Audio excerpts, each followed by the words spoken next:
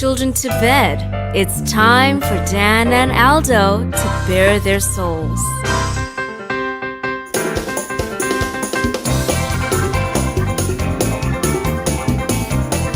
I love the Chicago Bears more than I do masturbating, and that is a lot. Then, with 3 seconds left, Bob Avellini throws a 30-something yard touchdown pass to Greg Latta, and the Bears win, and I literally shit my pants. I swear to God, I literally did. Jesus Christ, Aldo. Eric Kramer, for me, I love the guy. He's a tragic figure. I mean, he embodies all that is. Shut the fuck up. If they don't run the ball here, I'm going to vomit. I swear to God. Look, I don't mean any disrespect. He just didn't play that well. Not for a guy of his caliber. We don't give a fuck. You know, they won, but I'm going to be miserable all week because they stunk. I don't really have any recollection of that at all, but I guess perhaps I blacked it all out. I'm not getting any pussy tonight. That's why I'm here. So, Dan, tape is the ultimate tool for scouts and for coaches to evaluate players, to detect plays and so forth. And they spend hours looking at tape, right? Why do they so often get shit wrong? I love the efficiency of bourbon. Ladies and gentlemen, Dan and Aldo.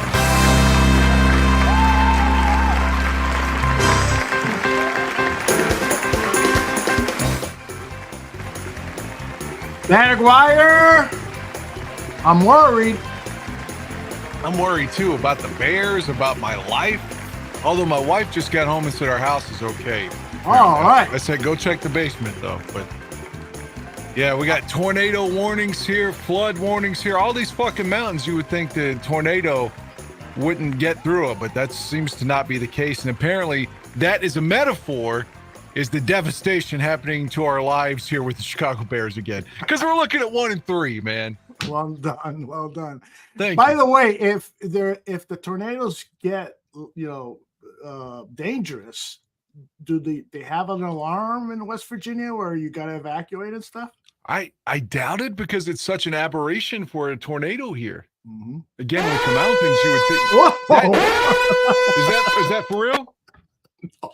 That is the same siren that my iPhone started going on my phone. Literally. Oh, really? I was driving because I told you I was listening to my vehicle to see if something's wrong because I think that my vehicle's starting to fuck up. And I was like, what the fuck is that? I didn't have the radio on or CDs or satellite radio. And I was looked, there's my iPhone. That was that noise on my iPhone. And that's when it said tornado warning. Jesus Christ. And now you just finished fixing your wife's car and Got now her your car. fixed.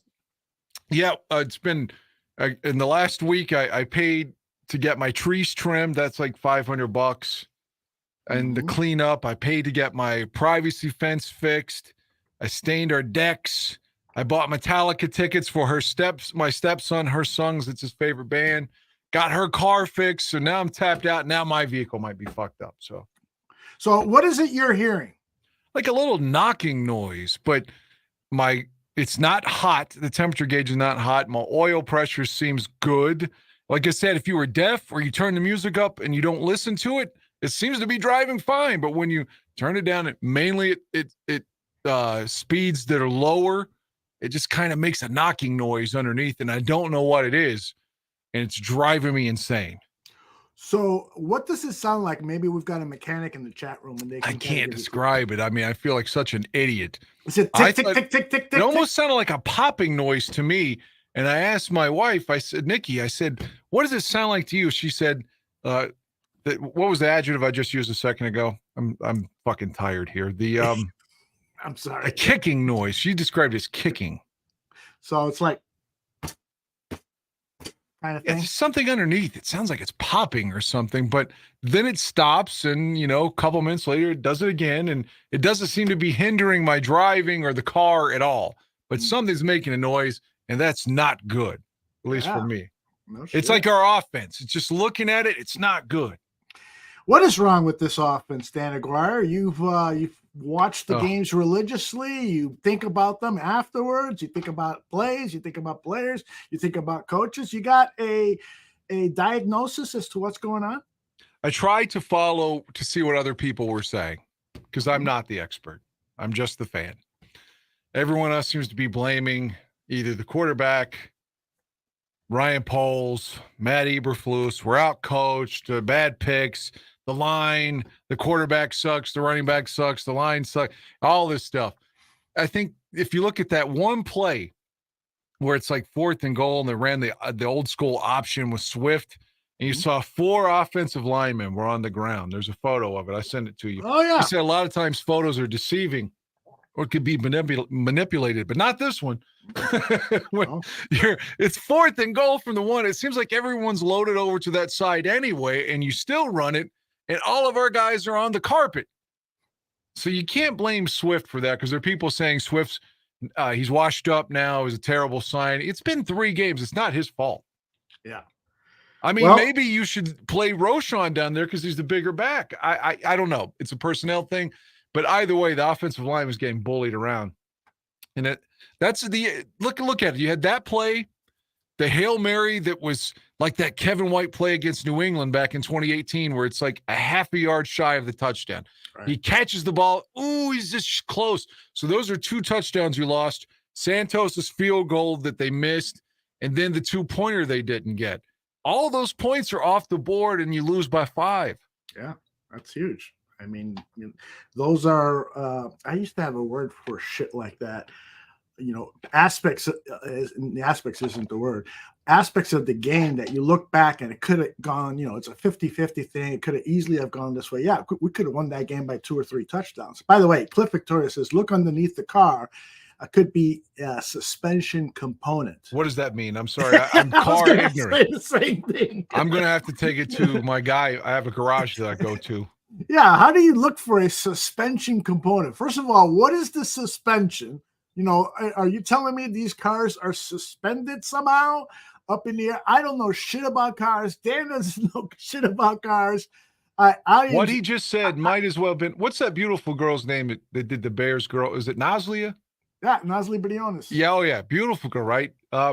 If she just started saying shit to me in Spanish, it would be the same thing that Cliff just said to me. I'm like, what? I love it. Wow. I appreciate him trying to help me. Trust me, I do. I'm not trying to be funny.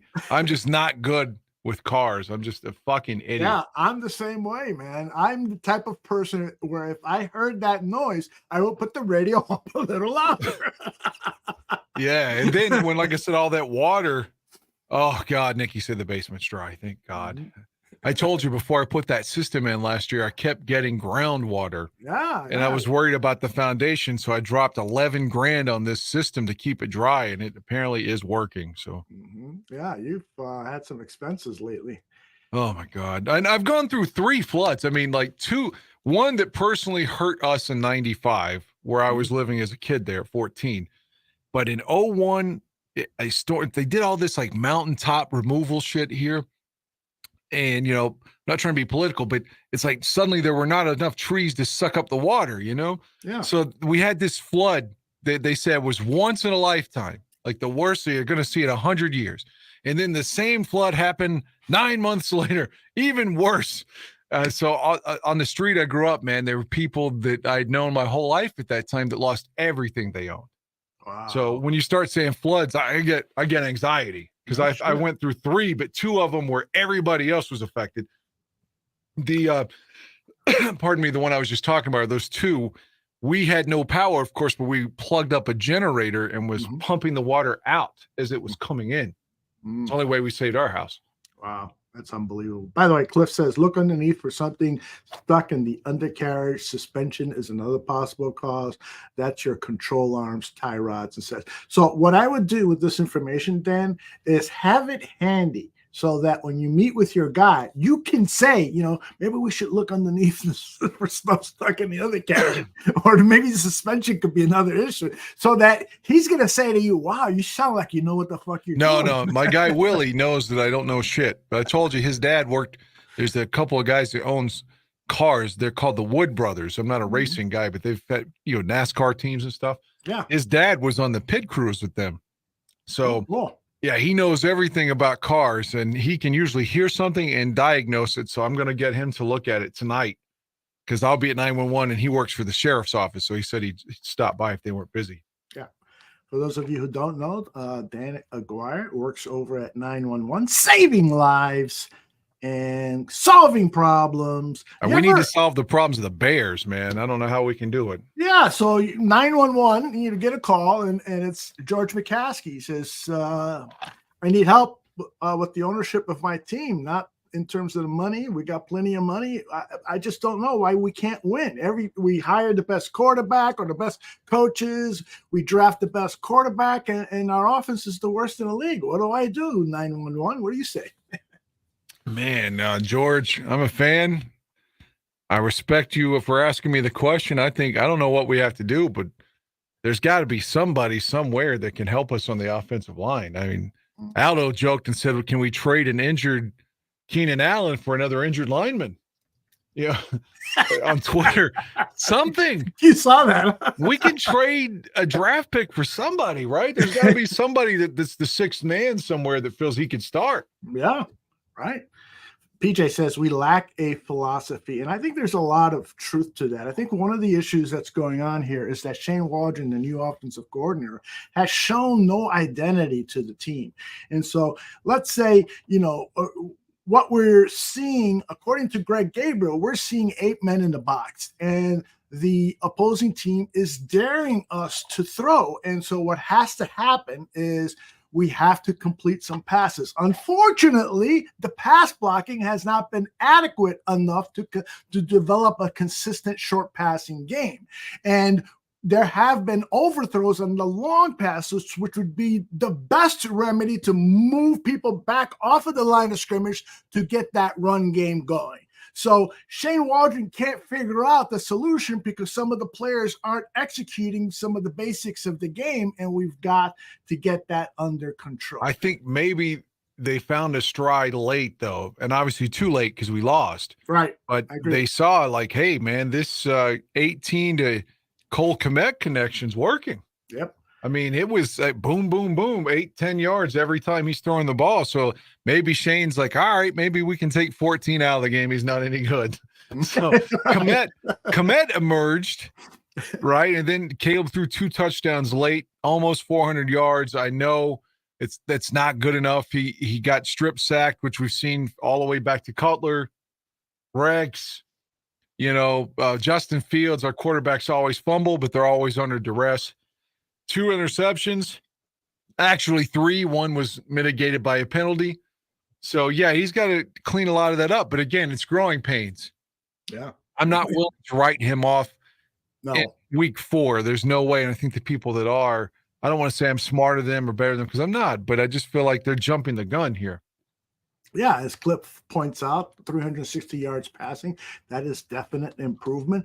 But, so much is contingent on getting this running game going because that is the tight end in the passing game and the running game. Those are the quarterback's best friends, right? We've heard that all the time. So Eberflus today was asked about DeAndre Swift. I think it's Courtney Cronin asking the question. DeAndre Swift was pretty disappointed in himself on Sunday, just kind of the first 3 weeks. Can you pinpoint what's gone wrong for him and why he hasn't been as effective as a rusher?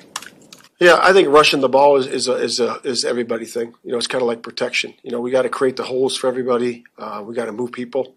The scheme's got to be right, for that particular runner. So I just think it's everybody. It's not just him. I know he's very hard on himself and and I always tell the guys it's good to be hard on yourself, but you also got to be encouraging too.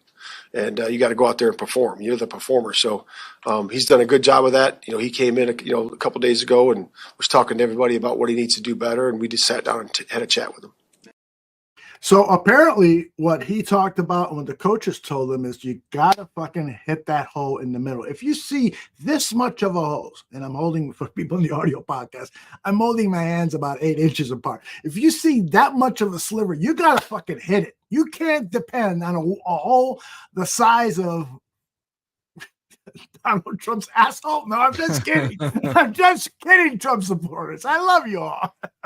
But you can't depend on a huge hole. And so these running backs, the guys that scare me the most, the guys that I don't want on my team are running backs who are finesse running backs who are afraid to hit small holes to try to gain yards. Tariq Cohen, his first rookie year, he was not afraid. Unfortunately, after getting hit a few times, he was like, where's the sideline? Can I comment on that?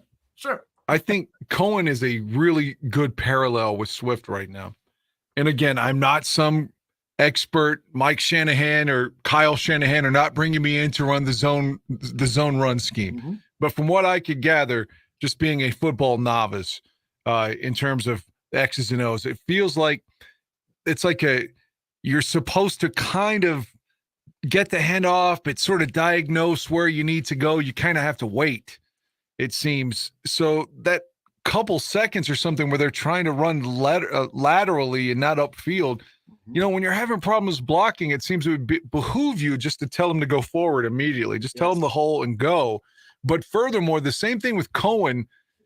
By the time Nagy got here, he was just running Cohen straight up the middle. Right. And that's a lot of what we're doing with Swift, where they're the kind of runners you want to run sweeps with and get outside to take advantage of that speed versus telling this little guy to go up through the fucking 1 or 2 hole and get the shit knocked out of him by a 350-pound nose tackle. Yeah. It just seems like to me they should have Roschon running those up the middle and try to get Swift outside. And I felt that that's why Cohen was less effective when Nagy decided it would be cute to run him up the middle all the time. Right, I agree. Jay Sanders says we should have kept David Montgomery, and I can't agree more with that. Now, it appears that the philosophy for Ryan Poles is to just bring in running backs when you need them, after their contract is up, after they've been banged up enough that they're no longer effective and so forth. Unfortunately, he underestimated the importance of and durability of a David Montgomery. Now, last season, his first with the Lions, he got banged up a little bit, missed 3 or 4 games, but his productivity is outstanding. The other thing is that we might have a David Montgomery already on the roster by the name of Roschon Johnson. Why not fucking give him, 20 plus carries this Sunday against the Rams and see if this is the guy that is the heir apparent to David Montgomery? And who was it? Cliff Victoria said, just use Swift then as a third down back. Absolutely. Have them both in the backfield. Motion out Swift to open up, widen out the linebackers, and then give the ball to Roschon to run up the middle. You can be creative about this. Roschon had a good reception on third down too, and it was yards after the catch that resulted in the first down. And they seemed to feature him in the first quarter and got away from it. Right. I know that Swift is getting the most money. They want to get him going. He showed a lot in Philly, especially Philly, but had some signs in Detroit. He can't be too old all of a sudden. I just disavowed that theory. They just have to get him outside and they have to block. Yeah. I don't know what else to say about it. But the offensive line, if you go down again, not an expert here. I keep having to preface that, but it looks like Darnell Wright is being pushed back more than he ever was. Did you hear he's injured? Is he out? Is he out for Sunday? No, he didn't practice today. I think I put up the here it is. The injury report. So he did not practice today. He's got a back issue, and they're hoping that he'll be ready by Sunday. And at least Keenan Allen practiced a little bit. That's good. That is great news. But I got to believe that Wright's play these first 3 games might have been hampered, or at least the last week or two, might have been hampered by this back injury that has crept up on him. Perhaps. The right guard, he doesn't look as good as he did. I didn't watch the all 22, but it seemed like the prior guy was better than Nate Davis. I think Nate got in one play and got put on the ground as soon as he got in the game. Mm-hmm. Center's terrible. Tevin Jenkins is not being the guy we want him to be. And it seems like Braxton Jones is getting blown off the ball by the bull rush still. So, man, is there anybody on the line that's playing effectively right now? And I'm not sure there is. Yeah.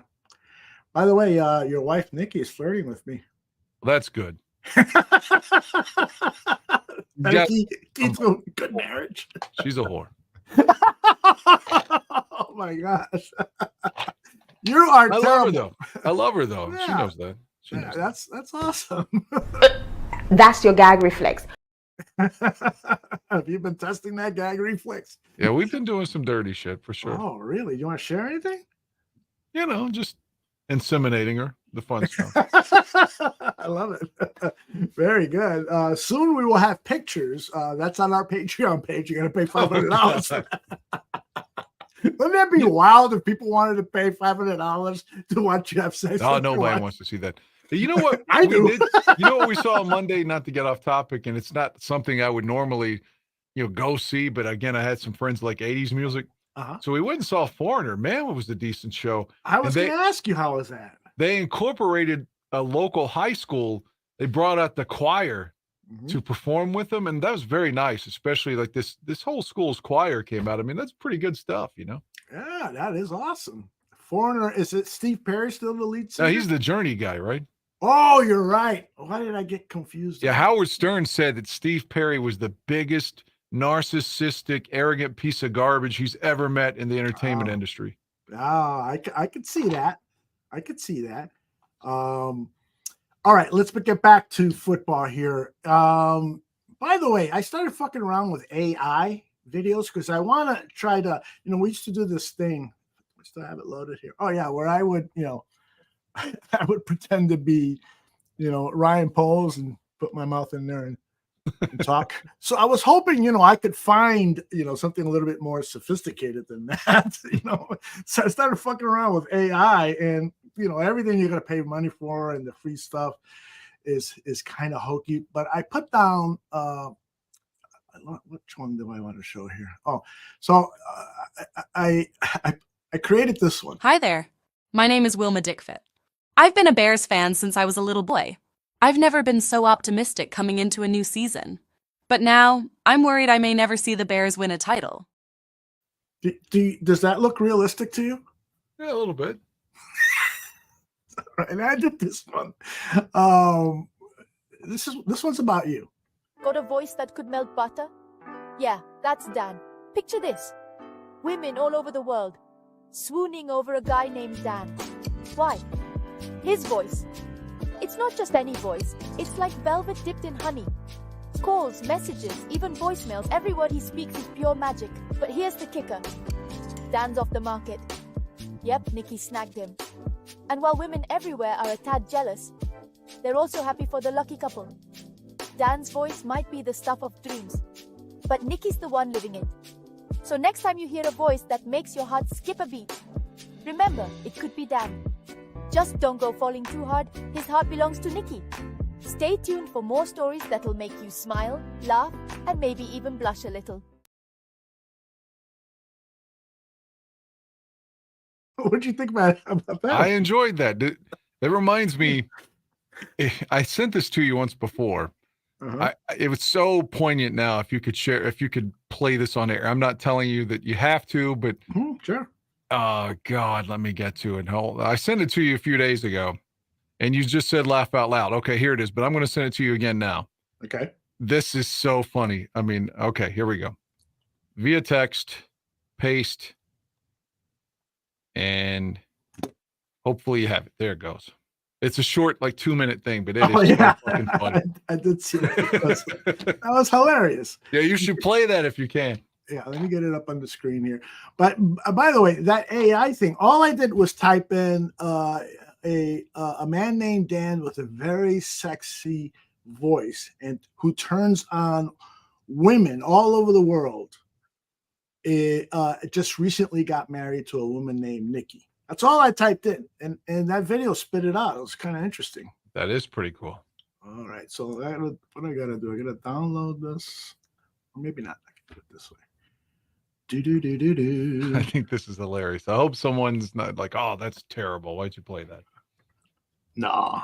Oh, it's on YouTube too. So let's do it that way. This is hilarious, man. And this is not AI. These are this is a real video. Right. All right. So let me go here. Share the screen. Share the window. I'm building this up now. All right. You are. Make sure we got all.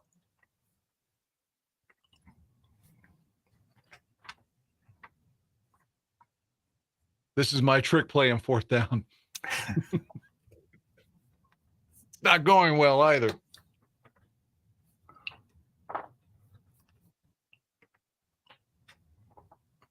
We're going for 2. No, we're going for 1. 2. Timeout. I can't hear it. Can you? Oh, you can't? Hold on. No. Oh, shit. I can hear it. It's funny. I can't hear it at all. All right. Hold on a sec.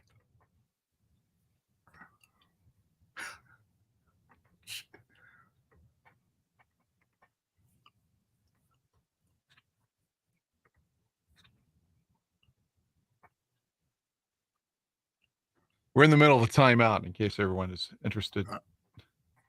We couldn't decide if we were going for 2 or not.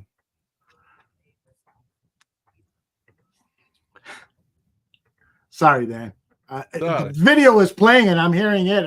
I only hear you in the background. But let me fix it. I just was reading some instructions on how to get it to work. So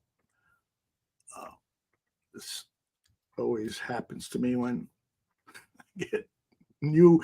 The other day I'm doing a show with Mike North. He says, "Yeah, can you call this up?" You're here now, right? No. Can someone comment in the chat room? Is it just me? No, it's not. Looking for the. There we go. Right. I got it. I first met Doris in July of 1959. He was just getting out of the service, and he was a very handsome man. But I was just 19. I wasn't looking for the one. I asked her to the movies, North by Northwest, I seem to recall, but she said no. I was persistent, though, and 55 years later, we're still fucking. When you've been boning the same special woman for as long as I have, you learn how to really turn her inside out with your rock-hard cock. Since we've met, we've fucked thousands of times. But even today, there's nobody I'd rather have deep dicking me at night and fucking me again in the morning. People ask how we've lasted so long, and I say it's all about accepting change. When Doris was younger, she liked to be thrown around like a rag doll. But these days, she doesn't care what I do as long as I give her pussy the drilling it needs. On the other hand, he's still the same old Isaac. He loved coming on my tits 55 years ago, and he still does today. Well, heck, if it ain't broke. The amazing thing is that we've been fucking each other senseless for so long that our kids are all growing up and they're fucking people too. Jane is fucking John, Ashley's fucking Tim, Ross is fucking Lucille. They're all fucking very, very hard. My parents actually started fucking each other in 1927, and they continued banging in every conceivable position until my father died in 1977. I like to think that he taught me a little something about blowing my load in the same hole night after night. We want people to know how important it is to find someone to fuck. I mean, really fuck the living shit out of. If you can do that for 55 years, I guess you're doing something right. That's good shit. Now I can't hear you, Aldo. That's because I muted. There you go. There you go. Swanky, Hopefully the payoff was worth the break there. Swanky was turned on. He says, pussy. Someone said that was Virginia McCaskey. Yes. That was her 10 years ago. I'm not sure that's her nowadays. Look, Swanky says, I know a couple of ladies that want to F Aldo in Chicago. Wow. Send me a picture. All right, back to football. I apologize for the interruption, but the video was worth it. All right, folks, let's take a trip down memory lane. We're talking about the. That's actually another one that I created for Johnny Santucci, but I have not even screened it yet, so I'm not going to share it until I take a look at it. What are we going to talk about here? What do you think? You asked me what the problem was. George McCaskey says, I hear this podcast is doing good stuff, so I want to talk to that guy they call the Podfather and ask him his thoughts. Yeah. What's going wrong with our Bears in the first 3 weeks? All right, I would say to him, George, the biggest problem this organization has had that has still not been corrected is synchronicity. And what I mean by that is that you've got to have Kevin Warren bring in his own general manager with his own vision. Now, I'm not saying that the Ryan Poles, Kevin Warren marriage has to go away. If he comes back and says Poles would be my guy, but then you got to bring in the head coach and you got to bring in the quarterback. Those are the key things that have to happen at one time. Now, you may not be able to do that in this certain situation, but what you got to do is bring in a head coach who has more of a vision and the ability to articulate it and to execute it first and foremost, really, not first, but foremost, execute that vision. Get the players fired up for a vision that every day you're fighting for. Listen to Caleb Williams talk about, he was asked, how does the offense get better? And this is long, Dan. It's 2 minutes and 40 seconds, but listen very closely to it. I played it 3 times to properly understand it, and I think he's giving us hints as to what's going on. Yeah, so it first starts with me, being able to be a better communicator to, the coaches, the players, and things like that. About, I guess I would say a little bit more things that I like a little bit more for certain situations, or being a little bit more communicative and talking to those guys that are out there with us, what they're seeing and things like that, and then you'll get to the sideline and being able to handle things properly on the sideline and understand that we have another drive, we have this and that when we're in practice, when we're in throughout the week and things like that, in our off time throughout the week, making sure we communicate properly to make sure that we're running things that work well with us, myself included in that, and things that that we may have had too many reps on, or routes or things like that over these past 3 or 4 months of being here, that we communicate that, and just making sure we're running things that we're all comfortable with, that are obviously good plays that work well against the other team, but more importantly, things that we know and that we feel comfy running. Has Shane asked you for that input, or does that have to come from you? Yeah, so Shane and I have talked about it. We've talked about it throughout the weeks, but just being a little bit more in depth, I would say, is what we've kind of come to after this past game. Being a little bit more in depth about it, I would say is the kind of the adjustment we've made since after this last game. Is it hard to feel comfortable doing that as a rookie? No, I wouldn't say it's uncomfortable. He has to call the plays, and I have to go out there and execute. We have alerts and stuff like that I can change, and route concepts that I can change depending on whatever the case may be. But he does have to call them, and I also have to go out there and execute. So to be able to go out there and make decisions in split seconds, hesitation and being not being decisive. I think that leads into the first part about it, is not being comfy. And so for certain plays or whatever the case may be, or certain routes, I think that's the biggest thing. And so me being able to communicate with him is important. I understand that, and I have to do it consistently. J2K says arms are a sign of intelligence. So I got plenty of arms. What could you decipher exactly what he was saying here? Because I do think that it's part what he was getting at, without being direct about it. What he was getting at is, I think, the crux of the issue here with the offense. Could you detect what he was talking about? He kept saying that they needed to communicate like during the week. Yeah. And what is he saying? These guys see each other at practice and they're like, all right, bro, I'm gone. And they're not talking. Like, is he suggesting that they need to be going over stuff at dinner at night? I mean, I don't want to overly simplify it. And then it sounded like he transitioned to he needed to give more of his input during the games in comparison with what was being called. But however, he didn't want to jab Shane and said, well, I need to execute what is called. Am I off? Oh, I think you're tapping into it. And it took me 2 or 3 times of listening to it to come up with a lot of what you're talking about. But, you know, in any aspect of life, whether it's marriage, whether it's business, whether it's a nonprofit, whether it's a sports team, the major thing that you have to have at a very high level to be successful is communication.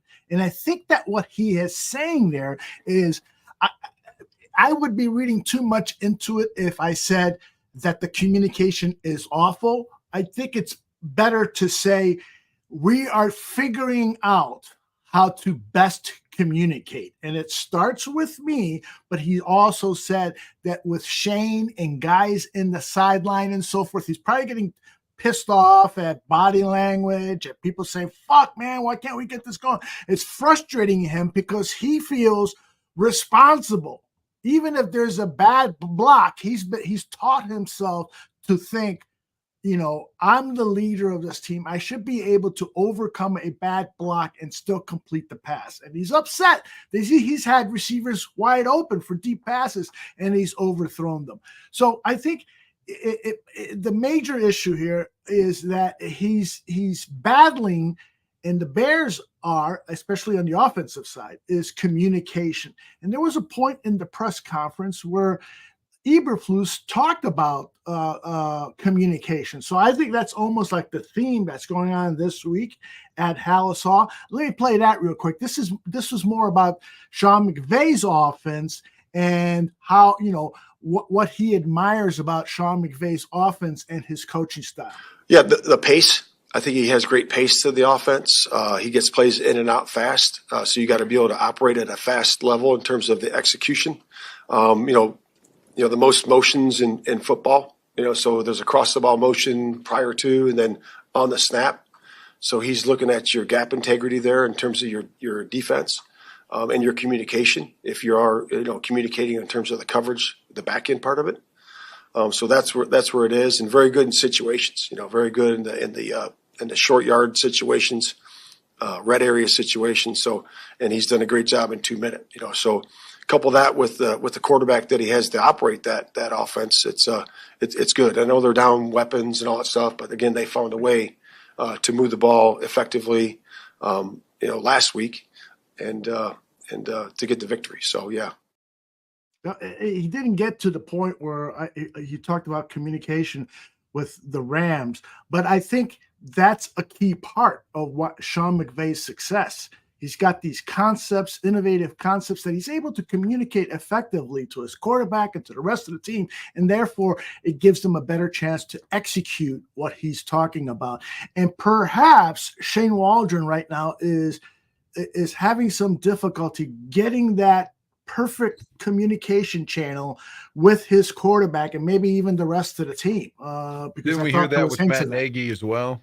Exactly. I made a video where I had Waldron talking, and it dissolved to Luke Getsy, and then it dissolved to Nagy, saying this is a total, you know, bonfire, blah blah blah. And the purpose of that video was just to show people that they're hiring the same guy over and over and over again. The same philosophy, the same excuses, the same word salads. And it's really is bothersome that they didn't go in for, you know, a riskier choice. The guy that's called Harbaugh, of course, with Harbaugh. You know, as much as I dislike him personally, the guy is really fucking good at his job, you know. But I was thinking about Cliff Kingsbury, who's running the offense for the Commanders, and we see what he did on Monday Night Football. You know, he's made Jaden Daniels into the talk of pro football in 3 weeks because of that outstanding game. And I think Caleb Williams is more talented than Jaden Daniels, but he doesn't have Cliff Kingsbury or his coach from college, Lincoln Riley. I could be totally off on that. I'm just like you, Dan. I'm just searching for answers and I'm throwing shit at the wall. Well, I got a question for you. Okay. It seems like non-scientifically here. Mm-hmm. It's not like it could be like a political poll right now. You have to take them with a grain of salt. But it seems like the consensus from the verbal majority the last few days is that Eberflus has been out-coached and that this might be untenable. Yep. It's been 3 games. Now, granted, you could be 1-3 pretty soon, and then you sound the alarm again. But do you think it's over already? Or, I mean, no, I don't think so absolutely either. I feel like they have a shot to turn this around. They need to win Sunday pretty badly. Yeah, I totally agree. They need a win, and there's still a lot of football. You know, when you get a new offensive coordinator, a new quarterback, 3/5 of the line are new wide receivers, new running backs. It takes a fucking while to create that. You know, this is not like old time football where you ran 2-a-days and you had all this time for preparation. And so when it came down to Sunday, you know, Johnny Unitas could find a wide open guy downfield. It's much more challenging now from the coaching standpoint and the practicing standpoint because of safety concerns and so forth. So I just think it takes the true identity of a team should start to surface around this time. Week 4, week 5, week 6. Even if the Bears lose against the Rams, if they play really, really well and lose because of a stupid referee's decision or something like that, I will be happy. And I think that by the time we get to that really tough part of the schedule, week 11, where it starts with the Packers to the end of the season and ends with the Packers, and in between them, there are a bunch of division teams and really quality teams like the 49ers. I think it's possible that we could have a winning record during that 11-game span. I just believe that with all the newness involved in the offense, it's going to take them steps to get there.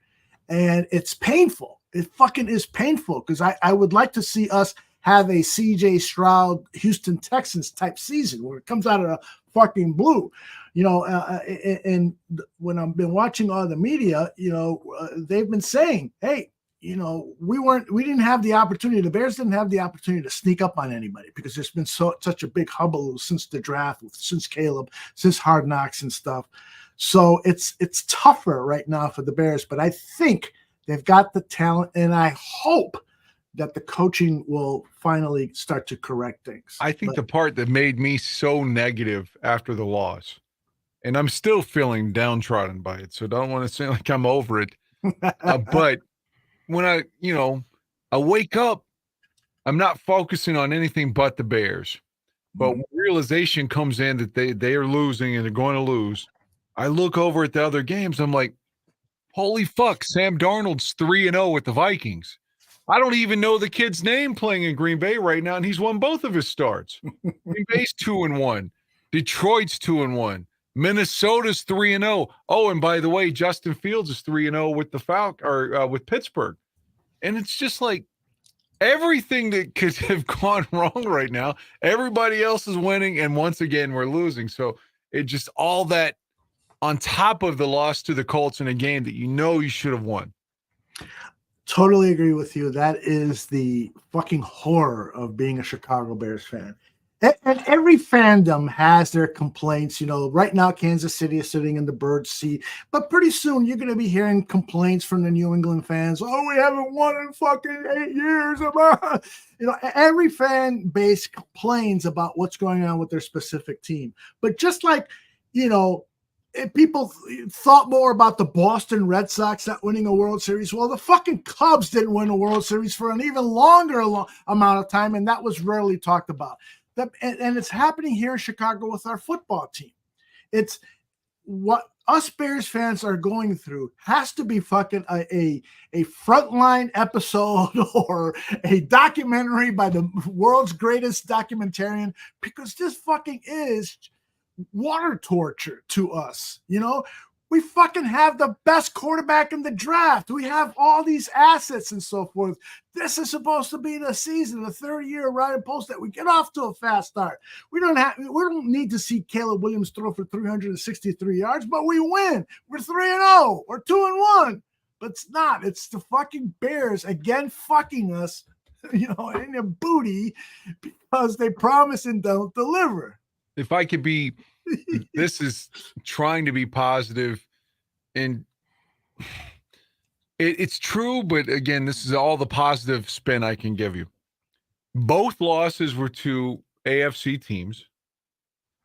So when it comes to playoff positioning, your number one thing is head-to-head. Unless you're in your division, then it's your divisional record, like against the Packers. What are you doing in the NFC North? There's your tiebreaker. Or unless you sweep them. So your divisional opponents are the most important, and then the NFC conference games. So if you can lose a couple of games and they just so happen to be against the AFC, that could help you in the playoffs later on. So again, you can't assume you're going to win all the NFC games, but if I'm writing a script and if you had to nut down your leg a little bit early in the season, at least it was against two AFC teams and not conference games. But the Rams, here they are, NFC, you need to win. Carolina, NFC, and they've got Andy Dalton to give us his revenge game coming up. I knew you were going to say that. Hell, he beat Oakland. I know. Or Las Vegas, whatever. I can't call them Las Vegas, but he beat the Raiders. Yeah, And then you go to Jackson or London to beat Jacksonville, hopefully. Yeah, I think that's a very plausible scenario, that these three home games, now the third one is, of course, in London, but these three games are very winnable for the Bears. Now, I can also, you know, get into that. This is the Bears. We're going to lose these fucking three games. Oh, God. For reasons that you've stated and we've stated for weeks. But I do believe in my heart of hearts that we have the talent to compete and beat these three teams. And the fact that I don't think the top two wide receivers for the Rams are playing, Cooper Kupp and Puka Nacua. So I think that the Bears could shut this team down to under 10, 14 points, and that this offense is ready to explode. I got a text from Greg Gabriel saying, I've gone back and looked at the film and see what the defenses are doing. It started happening in the very first game. They were putting 8 in the box, 8 in the box, 8 in the box. I think Caleb, says Greg Gabriel, is ready to beat that 8 in the box by throwing short passes and moving the sticks much more methodically than we've seen. And he expects the Bears to have a big game against the Rams. I'm hoping he's right. He knows more about football than I do. They really do need to stop the run. I know that no one wants to blame the defense for the loss Sunday, and rightfully so. But I mean, when they needed to stop numerous times, like at the end of the game, you could say, well, they should have kicked the onside kick, but Eberflus kicked it off and 2 runs, and they let the Colts get the first down, and that was it. That was the end of the game. Yeah. And they gave up some big runs as well. I understand that they got off the field, and it's like, there's a bad penalty on Daniel Hardy, but then they come out and it's like, we don't want to be here. They do their siesta and let the Colts go straight down the field. Well, when bad shit happens, sometimes you got to go back on the field. Yes. And it feels like if there's any adversity, that's when our defense quits for like a drive, and then, they're suddenly dominant again, but they take drives off. Yeah. Frankly, the Bears defense was probably the thing that I was most disappointed in, because time of possession, the Bears almost doubled the time. I think they may have doubled the time of possession than the Colts. They had the ball for twice as long. So we can't say, the defense is tired. That excuse ain't going to fucking ride here. They were fresh, and it was. Well, Yurko said, I did listen to a little bit of, John Yurkovich, former Packer, by the way, but he said that the Bears were out of shape. He said the defense was all dragging ass. and he called for the release of Walker, number 95. He said, yeah, you texted that to me. on the one long run, he said, that fucking guy who was running his mouth constantly was pushed down the field 15 yards. Wow. He said it was so egregious he should have been cut after the game. Mm-hmm. Yeah, he said everyone was out of shape on defense. He said all of them were out of shape, like to the point you made, like the Bears had like 40 minutes of time possession. I'm just making that up, but it was like, 40-20, right? Something like that. Yeah. And yet the defense was that tired, and he's a defensive player saying that. Doesn't make sense to me that they looked tired and performed that way. Another thing that hurt us, we talked about earlier, just kind of going through it, those 2 touchdowns on the goal line, half yard short. They don't get the Hail Mary, and then the 4th and goal, and the missed field goal, the missed 2. There was a fumble recovery that the Bears legitimately got, and the referee said, "Oh, his forward progress had been stopped," and that was horseshit. Yep, that was the Bears' ball there. 97 should have gotten that recovery. And then again, we're looking at another game. All these calls went against us, and that's not to say all the others weren't the Bears' fault, but that one was clearly an officiating mistake. J2K says, out of shape or too much time on the field. Let's not be ridiculous. Don't understand what you mean by that, J2K. King Booker World says, the doom and gloom this week has been exhausting. It's week 4. I'm giving it until week 8. No, he's right. He's right about the doom and gloom. I'm guilty of that. He's right. I didn't get, I just, what I am delivering, and I think you're delivering, is that we're frustrated. We're frustrated. We're still hopeful. Dan, you have hope, right? Yeah. I mean, even if when it's a 3-13 year, I'm not giving up. I'm hoping they run the table or something, some incredible feat. Oh, they won 6 of the last 7. And, something crazy happens, Right. I frankly feel that Dan and I, what we do on this show is we vent, but our hope for this team, I don't think it ever wavers. I've never, and what is it now, Dan, 5 years that we've known each other? We met in 18. Look at that. Yeah, so we're going on 6-7 years coming up. Yeah. And I've never heard you say, I'm going to give up on this team, or I've been No. It's like, especially when things are going bad, like in your life, and that's the distraction I need. It's not, when I was a kid, I said I was a huge NFL fan, and I watched every game, every primetime game, when the Bear game was over, I watched the next game. But now I'm pretty much just a Bears fan. Mm-hmm. Like, I don't really watch a lot of other games. But what I'm trying to get at is to say, regardless of their record or something, and I don't want to insult any religious person, that's not my goal, but this is sort of my church, watching the Bear game. Even if it's frustrating and I'm like, God, why is Green Bay winning and no one's ever heard of playing quarter, and we're losing, but still during that 3 hours, man, that's what I work for the whole week, is to get to that moment to watch that game and just hope that they can win, and it's like, even when they suck, like I'm there. So yeah, it matters, man. It's like, I don't know. I'm not, if I'm just watching another game, it doesn't have the same feel. Like the Bears game feels important. The other games are like, oh, okay, if they're on. You see what I'm saying? I totally, that's the way I've been most of my life. It's not really until 10 years ago when I started doing the bar room that I started to pay attention to more. It actually may have started a little earlier than that, when I started with fantasy football and just started to pay more attention to the rest of the NFL. But growing up as a kid, it was all Bears. You want to talk about the Packers? I don't even know what town they play in. That's how I was. I was all Bears. And, as time grew on, I started to appreciate the rivalry with the Packers and started to read books about Johnny Unitas and blah, blah, blah. But in terms of my viewership and my passion and what I wanted to talk about was Bears. You want to bring up a topic about Cleveland Browns and Jim Brown playing? I'd listen for about 30 seconds, and then my mind would start drifting to Walter Payton.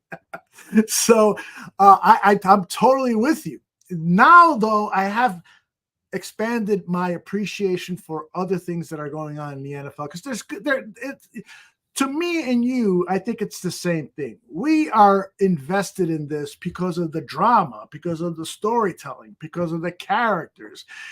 The X's and O's mean less to you and me than it does to some people. Is that fair to say? Yeah, to me, and then this is just my opinion. Like, to me, the X's and O's are work. Yeah. This isn't my they work. are. This is to know all that, you have to be a coach or you have to be an expert getting paid to do this or that. This is my outlet. This is what I do for fun. I'm not trying to watch the game to break it down, to extrapolate it out like I'm going on NFL Network to talk and to be a coach and to tell you everything. I'm watching it because it's my outlet for that's my fun, even if it is anxiety ridden and there's malice for me and not to change the subject, but I didn't watch 1 second of that Cincinnati Kansas City game. Then I saw you've sworn off all Chiefs games. And then I saw the replay and I'm like, oh my God, they gave Kansas City another game. Like, I have to agree with you. That was one of the worst fucking calls or non-calls that I've seen in football history. It's just, God, they give them everything. So I don't want to watch I don't agree with that, but I don't want to watch 1 second of any of that fucking soap opera. It just pisses me off. But when I'm watching the Bears, that's my team, man. I'm exactly who the Bears fan base wants. The guy that's going to be there, buy their fucking gear, buy their tickets, buy this or that, regardless of the outcomes of the games. Mm-hmm. I am their target audience. I am addicted. Period. I'm with you, man. I share that addiction. Zach says to Shorty, because Shorty told him it's not the end of the world, and Zach says you can't sugarcoat these turds. We're damn lucky to have one win. The win that we got, this team looks like shit. And Zach, I won't say that they look like shit. What I will say is that the coaching decisions, particularly by the offensive coordinators, have been shit. The offensive line has been shit. Yes. Caleb has shown me, despite the half dozen, because he's got about a half dozen overthrows of wide open receivers downfield. Take that away, and because he's going to correct that. Take that away, and he's played as well as most NFL quarterbacks. So, and I'm really not trying to sugarcoat this, Zach. I really believe that everything that we have seen is correctable as long as Shane Waldron is a reasonably intelligent coach. I can't say highly intelligent because he hasn't shown that yet. But I know that somebody in one of the earlier shows in the chat said Seattle Seahawks fans were so happy to see Shane Waldron go. Now that is true with 99% of the offensive coordinators and maybe even head coaches in the history of football. Wouldn't you say, Dan? Everybody hates their one of their coaches on the team. Well, I have to believe when Geno Smith was suddenly resurrected a couple years ago, they were like, man, fuck Russell Wilson. This guy's really doing a great job with Geno. I mean, they had to have been saying that. Yeah. Out of nowhere, Geno Smith went from journeyman bust to, God, this guy can make the Pro Bowl. This guy could lead us to the playoffs. And he deserves some of the credit for that. Maybe not all of it, because Geno obviously is the one on the field. However, yeah, maybe they got tired of him quickly the way we did when we were happy that Luke Getsy got here, because we thought, all right, at least Matt Nagy's gone. Mm-hmm. So, when you have some failures, you do turn pretty quickly. I just don't want to give up yet. Yeah, no way we're going to give up. It's only week 4, going into week 4, and maybe you can salvage some things. But if you keep losing and those other teams keep winning, you're just digging yourself in such a large hole. Yeah. And I'm frankly, I haven't been super confident even before the season started that we'd make the playoffs.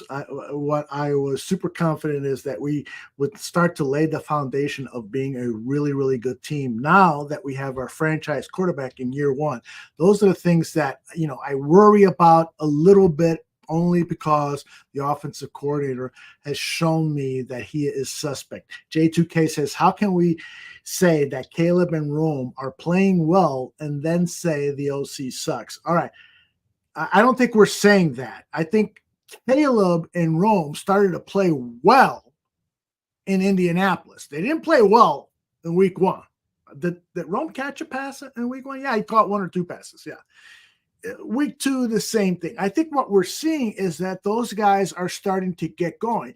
The OC, to me, sucks because he hasn't worked with Chris Morgan, who is the run game coordinator. He probably deserves some responsibility here, too. They haven't worked in hand to establish a rushing attack.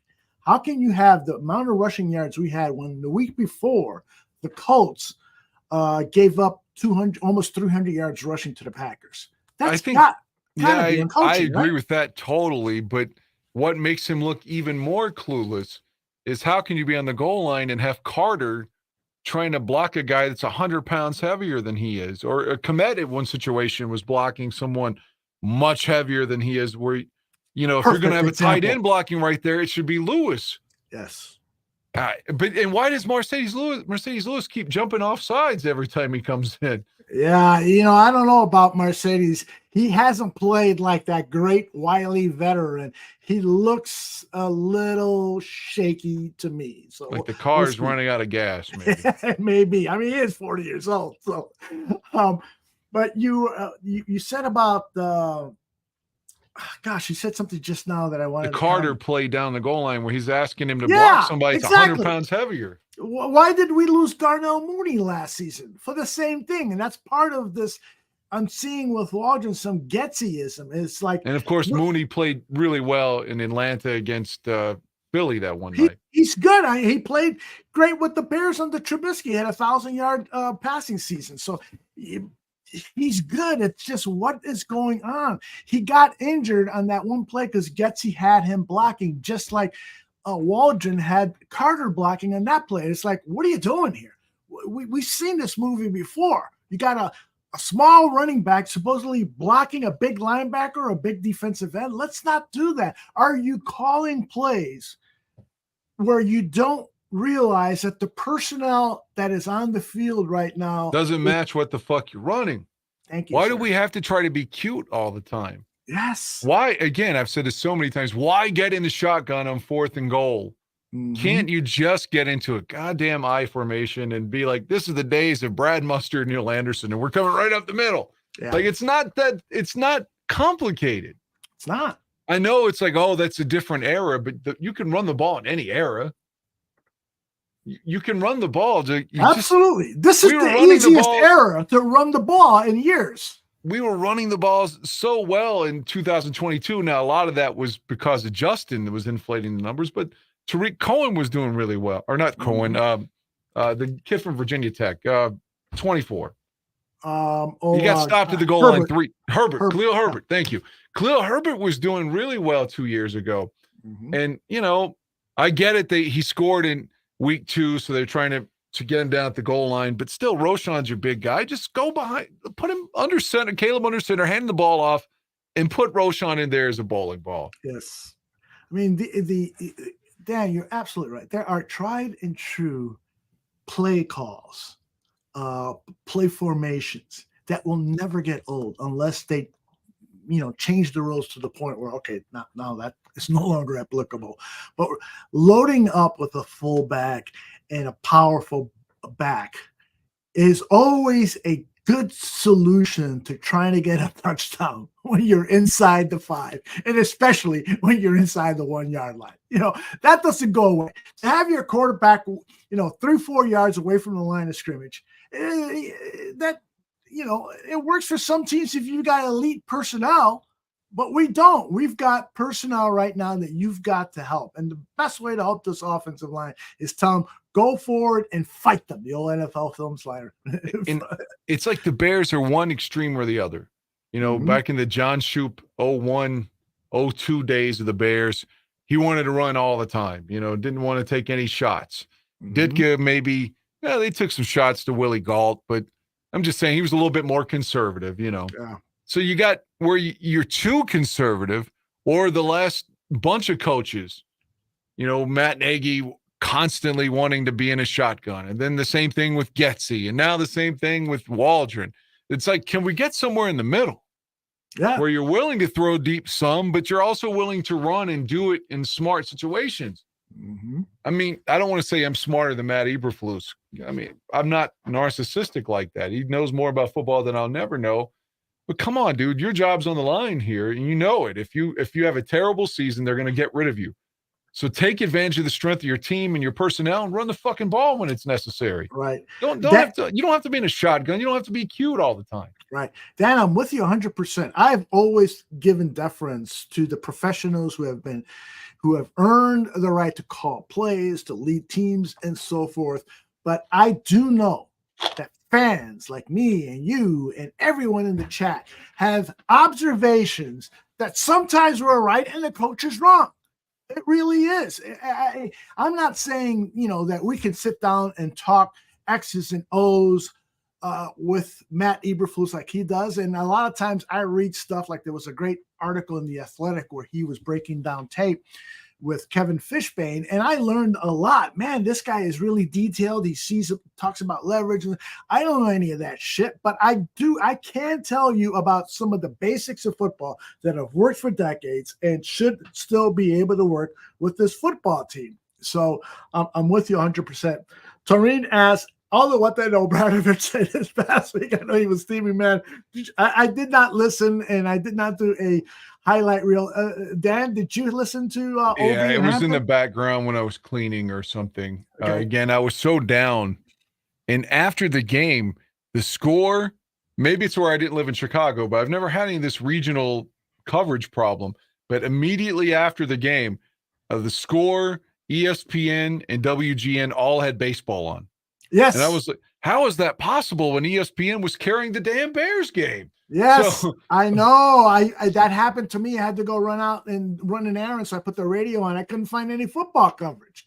yeah, and then like 2 hours later, I got a message saying that Yurko and what's her name? A very accomplished female reporter.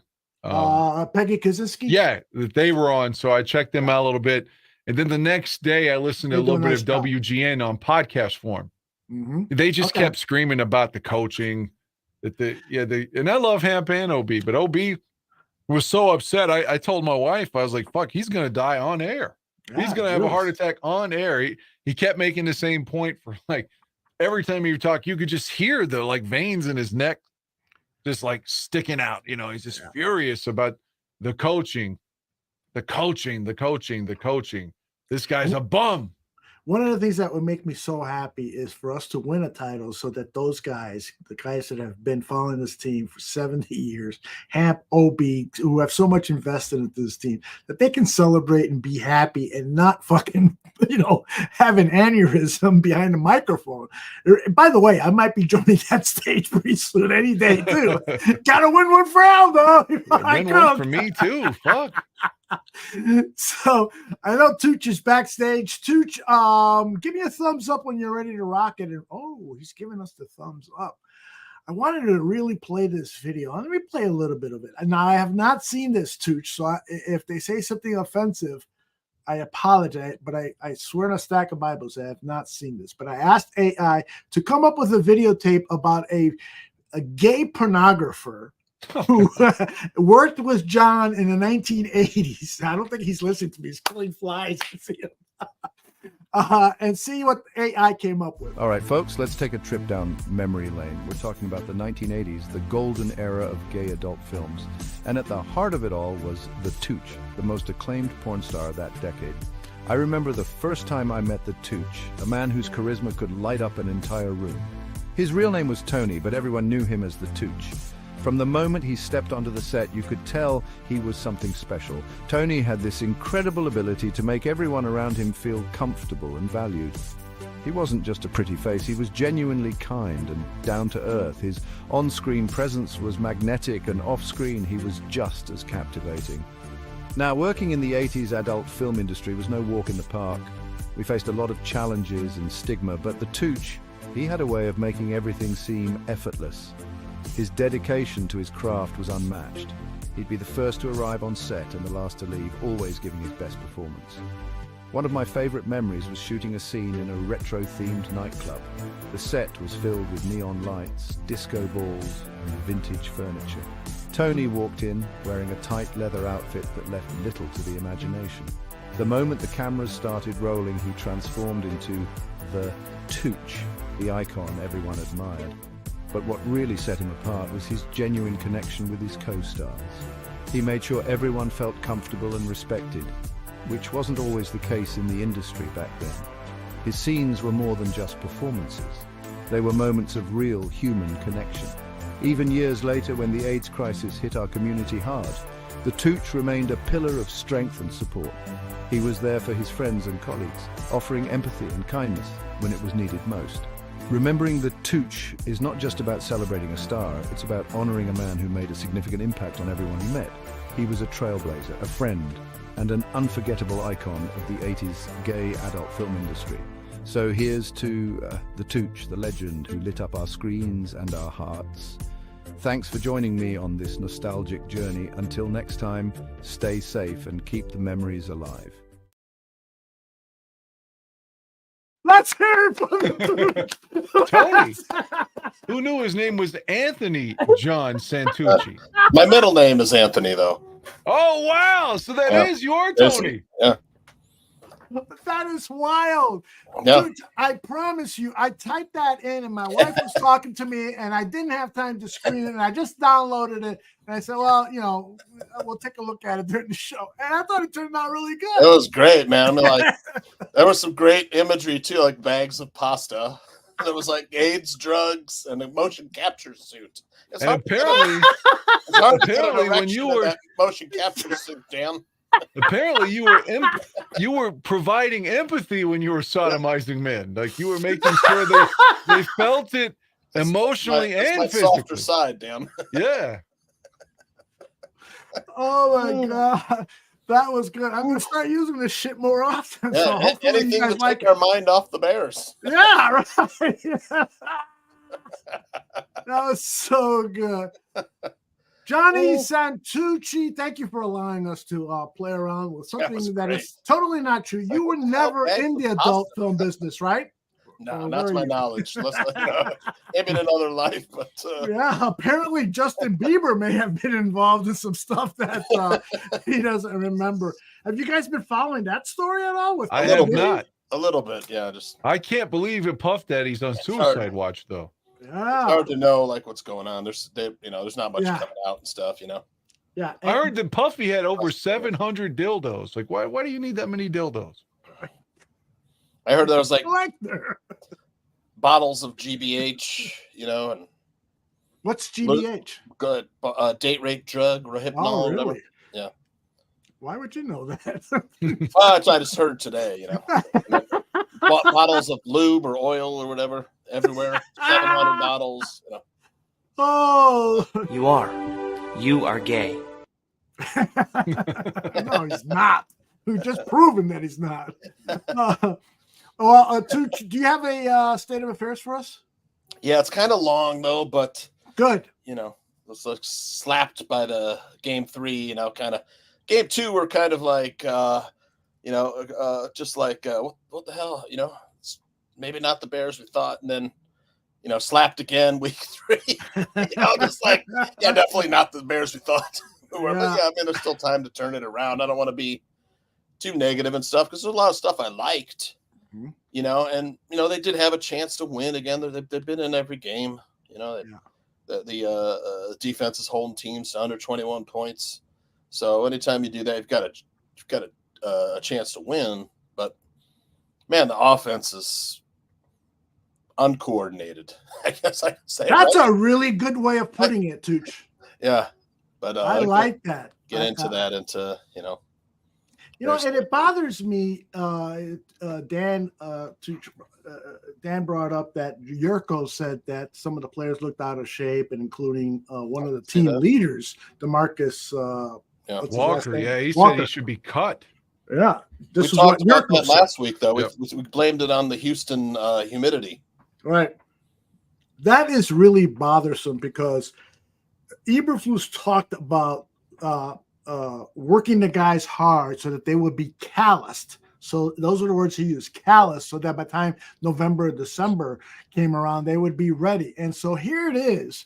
not even in October, and we're looking at guys who potentially are running out of gas. Amp and OB said Khalil Mack was out of shape the whole time he was here. Wow. Eberflus might be full of shit, though. Yeah. It's not like something we hadn't really thought was possible, but Well, and Dan and Hap may be full of shit too. Maybe they're wrong about Mac, and they don't like Eberflus. Oh no. OB was about to have a stroke. He was so upset about how we can't get good coaches here, and God damn it, this is Chicago, that kind of thing. Bears state of affairs goes into all that, Dan. I'll point it out. I want to listen, and then I have to take a piss, but I want to make sure I'm here for it. All right. Can you take the computer with you to the piss thing and keep your mic open? Unfortunately, no. Oh, wow. Jeez. All right. Well, I'll roll the video. Roll it up. You have a lot to talk about after this, I'm sure. Okay. Here it comes.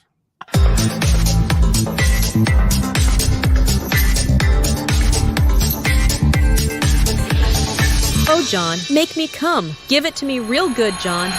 Make me your slut. Do it now, John. Do it. All right. There's state of affairs. Do it, John. Do it. Woo! 2024 NFL season, week 3. What's happening, Barflies? Well, the Bears played their third game of the season. 21-16, lost the Indianapolis Colts in Indianapolis. Man, the Bears really struggled. Again, there were numerous breakdowns on offense and defense. And again, the Bears' offensive line struggled, at times looking almost comical on some plays. Repeat, comical. Yeah, but it wasn't all bad news, though. With 363 passing yards, Caleb Williams is now the single-game record holder for the most passing yards by a Bears rookie in team history. And he really threw some pretty balls. Just missed Rome Odunze on a touchdown when he scrambled to his left. Could have changed the game, and a DeAndre Swift dropped screen pass that also could have changed the game. And Bears' other top rookie, Rome Odunze, had 6 catches for 112 yards and a touchdown. Cole Kmet, the Bears' forgotten tight end, was also a bright spot with 97 yards receiving and a touchdown. But the loss on Sunday to the Colts dropped the Bears to 1-2 on the season, brought about renewed doubts and questions regarding the team's roster, coaching, and management. After all, this past offseason was arguably the most important and controversial offseason in Bears history. Ryan Poles and the Bears management team had to choose between 2 quarterbacks, Justin Fields or Caleb Williams, which ironically was the same decision they made 4 years ago when they chose Fields over Mitch Trubisky, weighing draft scenarios and rookie contract situations and exacerbating fan frustration with the Bears organization's inability to develop quarterbacks. They also had to decide whether to select another quarterback or trade back for more picks. In hindsight, this may have been a lose-lose situation for the Bears. They settled on Williams, tried to put players and coaches around him in an attempt to maximize his success in his rookie year. But it doesn't help that around the NFL, players like Justin Fields, who's 3-0 as a starter in Pittsburgh, and Jaden Daniels, who was selected with the pick immediately after Williams, are finding more success this season than Caleb Williams and the Bears, sparking lots of questions from the Bears fan base. It doesn't help either that the Commanders hired former Cardinals head coach Cliff Kingsbury to be their offensive coordinator and to develop Jaden Daniels. Bears fans remember that the Bears interviewed Kingsbury for their offensive coordinator position, eventually choosing Shane Waldron to help develop Caleb Williams. I'm crying. Could have been, yeah. Yeah, wrong decisions at every turn, although maybe. Oh, shit. Hindsight is 20/20, though. But yeah, but Daniels and his Commanders teammates are 2-1. They scored on every possession versus the woeful Cincinnati Bengals, a feat they also accomplished in their previous game versus the Giants, too. Players like Peyton Manning and Patrick Mahomes have only done that once in their entire careers. Commanders have not punted since week 1. In hindsight, this choice looks ridiculously bad given the fact that Kingsbury runs a very similar style of offense to the one Caleb Williams played in at USC and at Oklahoma, and given the recent success that Jaden Daniels is having under Kingsbury. It also doesn't help either that former Bears quarterback Andy Dalton is throwing for 300 yards and 3 touchdowns with the hapless Carolina Panthers.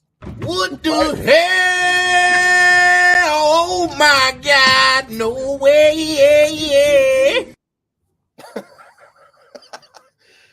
Yeah. And prior to week 3, the Panthers benched their franchise quarterback and number 1 pick, Bryce Young. Fields and Dalton both finding success with other teams isn't helping Bears management and coaches garner any faith or trust for Bears fans. The Bears' 2 most recent quarterback castoffs are 4-0 in their combined 4 starts. Who knew the Bears were quarterback university? Yeah, but this season, as Bears fans know, it's all about Caleb Williams and how he develops. There were enough good things from Caleb Williams in week 3, though. Bears rookie quarterback, as I said, threw for 363 yards and 2 touchdowns. And with 363 passing yards against the Colts, he's now the single game record holder for the most passing yards by a rookie in team history. It was also the 11th highest passing yardage total in team history.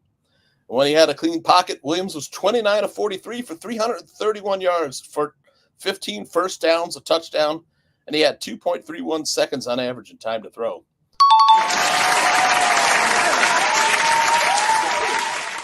He looks good when he's got time to throw. Another positive development with Caleb Williams. He was 6 of 9 for 65 yards and a touchdown versus the blitz. That doesn't appear to be the guaranteed solution to stop him anymore, especially after we saw him get blitzed mercilessly in Houston.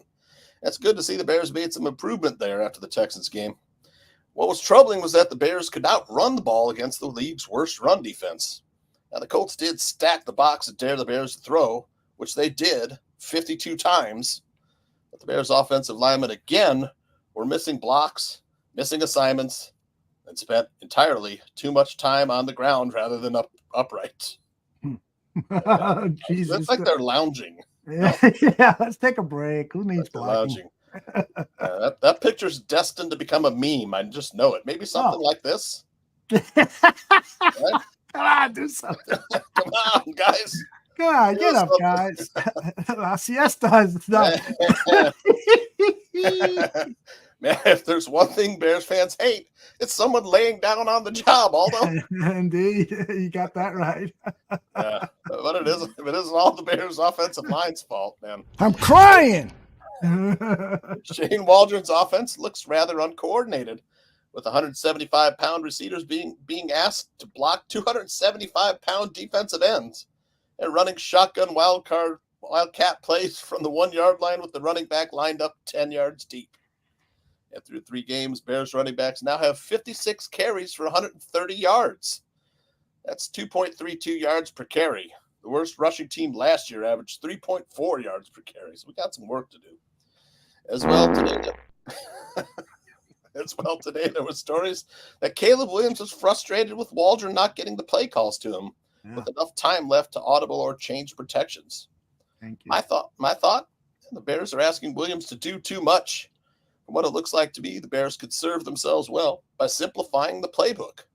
Fewer crazy formations, consolidate the offense, and try to limit Caleb having to try to force the ball into places where the coverage isn't favorable. So far, the Bears and Caleb Williams are at their best at 2 tight end formations.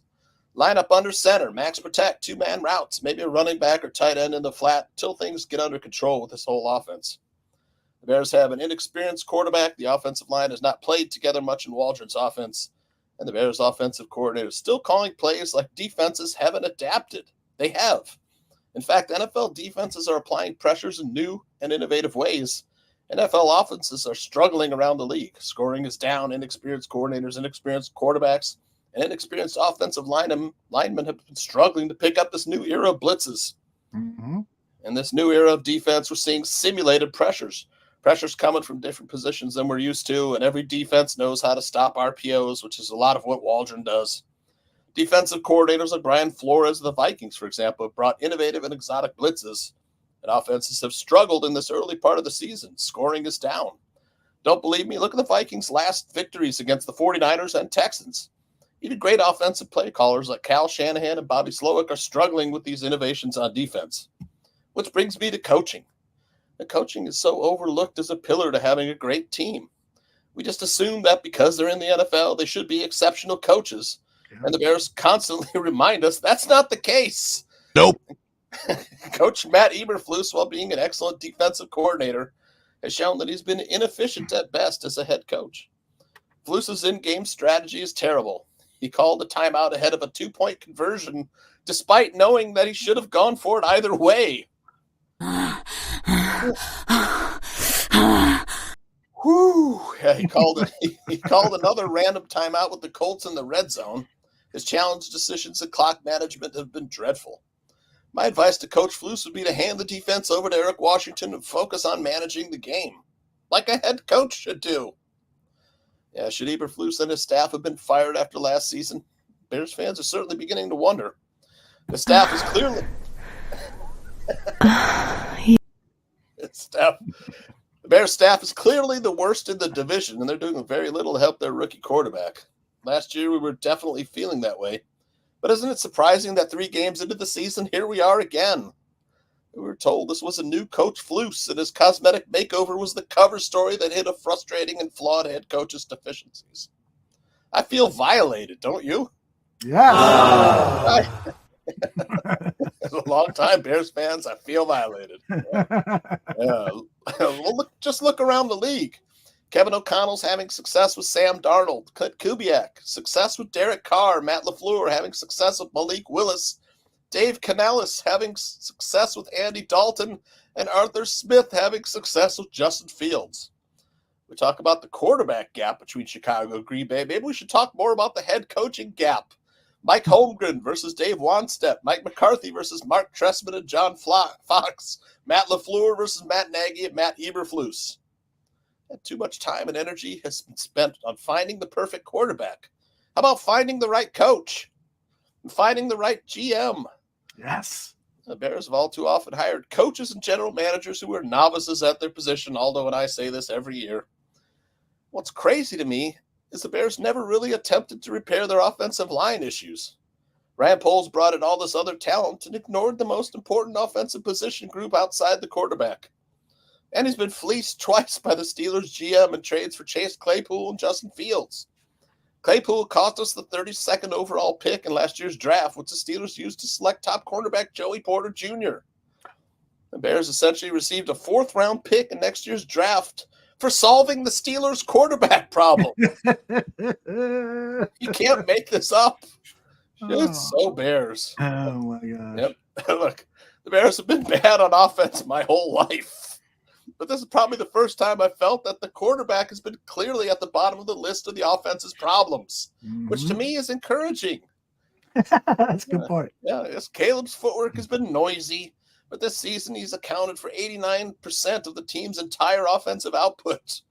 He's also run for more yards than the team's $8 million running back, DeAndre Swift. Maybe that says more about Swift and the Bears' running game, though. Here's what former Bears running back Matt Forte had to say. I saw this. Good stuff. Short yardage gun runs are for elite offensive lines. We've got a wide receiver blocking a defensive end. Somebody got to get fired. Yeah. Yep. Good for you, Matt. Yep. Now, the Bears are at home next week against a banged-up Rams team, and I'm fairly certain that Sean McVay is going to demolish Matt Eberflus. I'm also fairly certain that the Bears will face the same decisions this offseason as they did last season, namely whether to retain Eberflus and Poles. And that's Bears' state of affairs, man. Everyone on this show is a dog and a loser. Not John. He's the best, except for me. Except for me. Yeah.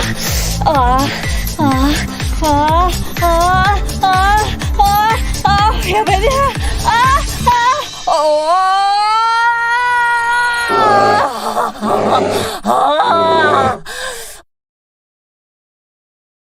It was a lot. There was a lot to get to. I mean, this week, I mean, it's hard because it's week 3, so when teams are supposed to sort of show what they're going to be, maybe week 3, week 4, and I've talked about how I think the preseason isn't doing teams any favors.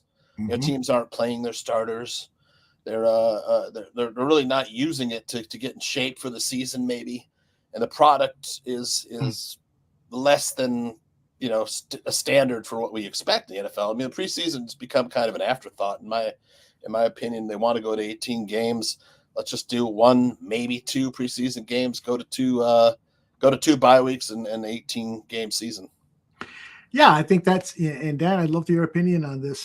I think that's a huge problem in the National Football League. The quality of play, Dan, who is a historian of National Football League and of the Bears, the quality of play does not compare to the type of football Dan, Tooch, myself, and I bet you tons of people in the chat room are accustomed to.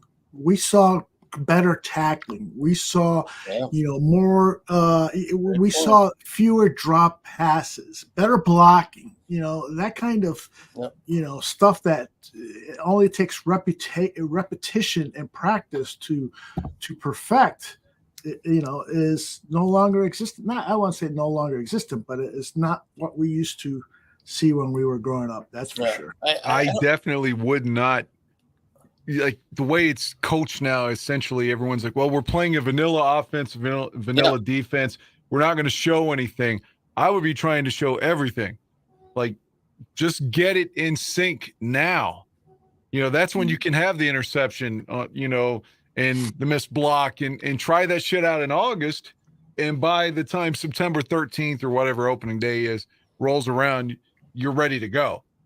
Mm-hmm. I mean, if you're really so worried about, we don't want to put our scheme on tape, well, it's going to be there by week 2 anyway. Oh, right. Yeah.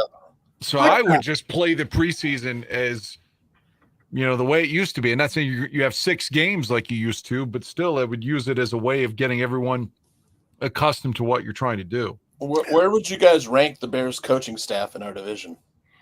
It's a great question. Did you ask that question to Brad Biggs or someone? I thought I saw a similar question elsewhere.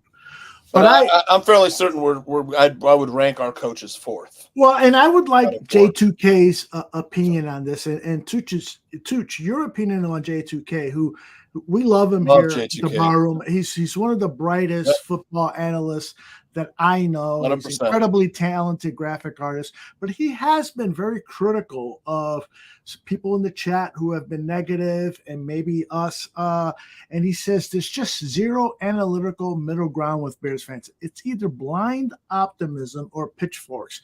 Tooch, what do you think about what J2K is saying there? I mean, I can see why he's saying that, especially if you're on X a lot where people are, Fields or Williams, and it was just like a lot of pitchforks and torches and stuff, sure. And then now it's like, well, Williams sucks, but it's only been 3 games, man. I'll tell you, when the kid has times to throw, man, he's electric. I don't think I've seen a Bears quarterback like this in a long time. With Fields, we're like, man, the dude could take it to the house running and stuff. We were excited about that. But there were three throws to Rome Odunze that I thought were really exciting throws. He just missed one rolling to his left, under pressure, and then had a couple other nice ones too. And stuff, but I think what's happening, Tooch, on those throws, those overthrows, is that the level of hits on him and the speed of the game get him hyped up. And so that's why we're seeing these overthrows. It's like the adrenaline is pumping through him like it never has in his football career. And then you kind of see the after effects of that, of him on the sideline, him kind of looking up, him breathing heavily on the bench and so forth. I think it's just he needs to get experience, snaps. Yeah. That's what we reset at the quarterback position with the rookie. We got to expect some of that. But I'll tell you, the Colts quarterback, I thought he was going to Will Levis us there for a second. He made like one dumb throw in the end zone where he threw it right to Tremaine Edmonds. You're just like, what the hell was that? Yeah. It's not even near your guy, And he overthrows guys a lot too. But he made a lot of plays with his legs. Was able to keep some drives going, Richardson. And look, the coaching staff is horrible, Jay Sanders. But I'll tell you, how did it take him 3 games to figure out Cole Kmet was better than Everett and Roshan Johnson was our best running back? Yeah, that's very disturbing. He seems to have had a preference for his former Seattle players, Travis Homer, getting snaps over Roshan Johnson. Both those guys probably wouldn't be on other rosters, I'll tell you right now. I don't know about that, but I hear what you're saying. I get the spirit of what you're saying. Yeah. Hey, Dan Aguirre, I want you to respond to what J2K is saying here. Dan, head coaches talk before the preseason games and agree to a vanilla scheme to test things out. What you're saying doesn't happen. I didn't say that was what was happening. I said what I would want to implement if my opinion mattered, which it doesn't. I didn't say that that's what happened. They all play vanilla and not really try. But back in the 80s and early 90s, they did. That's my point. It's exactly my point. Your opinion matters, by the way. What about eliminating? I would eliminate the preseason entirely. I think it's so unnecessary. Maybe just have joint practices. You know what? I mean, think we're headed there. Are you interested in like running home to watch a preseason football game? Yes, because I love football so much, and the camp battles between guys who were undrafted free agents and drafted guys. Those are storylines that I think the TV networks that broadcast games fail to really push up, because that's the real drama of the game, is what is happening within the team, the battles within the team. It doesn't matter how they're playing against the Rams in a preseason game. Yeah. That score is irrelevant. What matters is who is the best left tackle. Right. The Bears were 4-0 in the preseason. Remember that? Yeah. You know? That's a great point. I forgot about that. They pulled the rug out from under us, Aldo. Woohoo, it'd be awesome. 4-0. I love it. J2K, I hope that we answered your questions, and trust us, brother. We're not trying to be doomsayers here. We're just frustrated. You know, it's okay. By the way, if you don't mind sharing how old you are, because have you suffered as between Dan Aguirre, Tucci, and myself, we got well over 100 years. 125 years plus. Yeah, exactly. And so I think it's good to. Year. I hope that what we're offering is constructive criticism. You know, I mean, we can't sit here. We would be called, you know, blind optimists if we were sitting here saying, "Oh, everything's fine. Everything's fine." We're going to talk about the stuff that's not working. Yeah. And Tooch, your Bear State of Affairs, you knocked it out, man. That was brilliant, very well researched and thought out premise. Applause. Yeah, look. I wonder. It really got me wondering whether we're going to be talking about the Bears again. Like we talk every year about firing the coach and the GM. Mm-hmm. You know, this is what I'm so sick and tired of. And I think that's kind of like J2K. You know, there's pitchforks, and you know it's so polarized. But I mean, it's getting to the point where every 2 or 3 years we're saying, God, we didn't get it with this coach because the coaches. Like I said, I think they're fourth in our division as far if I were to rank them. Mm-hmm. You know, I mean, Matt LaFleur, that guy, he finds a way to win, Matt. He's like one of the winningest coaches. What he did in that first game that Malik Willis started to run the ball like over 50 times, you know, was brilliant. That's what Shane Waldron should be doing to help out his quarterback. Yeah. I know the Colts were like, hey, the Bears are going to run all over us, though. They adjusted to that, right? Yeah, they adjusted. But LaFleur, and then LaFleur adjusted last week. You know, he passed the ball a little more. He made things better for Malik. And then LaFleur's comments after the game about Malik and how much he cares about him, how much he appreciates the kid coming in and embracing what was being taught and so forth, sounded so authentic. And when you hear Shane Waldron talk, it's very, very kind of scripted and non-emotional. And I hate that kind of coaching. You know, I want cerebral coaching first and foremost, but I also want some passion in there. You don't see him on the sidelines passionate at all, and he definitely doesn't sound that way in the press conferences. Now, hopefully, you know, I'm rooting for him. I hope that he becomes the greatest offensive coordinator in NFL history. But man, I'm not seeing anything positive right now on that guy. It's too complex right now. We need to simplify the playbook for Mitch. You know, they're rookies. You know, but like I said, it's mind-boggling that we didn't hire Cliff Kingsbury. That's a system that Caleb Williams ran at USC and at Oklahoma. Cliff, to me, he was one of my favorites because of his ability to work with young quarterbacks. What he did with Kyle Murray was very impressive. Now what he's doing over in Washington is very impressive. He would have been a perfect coach here. Yeah. But, you know, I thought the Commanders were going to suck this year, man. They've scored on every possession for like 2 straight games. Mm-hmm. You know? I want to get your opinion, you and Dan. Dan, you're still there, right? Yes, sir. I love it when you're there, man. All right, so Matt Eberflus in his third season, his third season, did not have his best game in Indianapolis. There were some coaching errors. This is what he said today about that, and I'd love for you and Tooch to discuss what your feelings are about the mistakes that are going on with the Matt Eberflus coaching staff. It's we all saw it as a couple things that we need to clean up. and we got to get better at.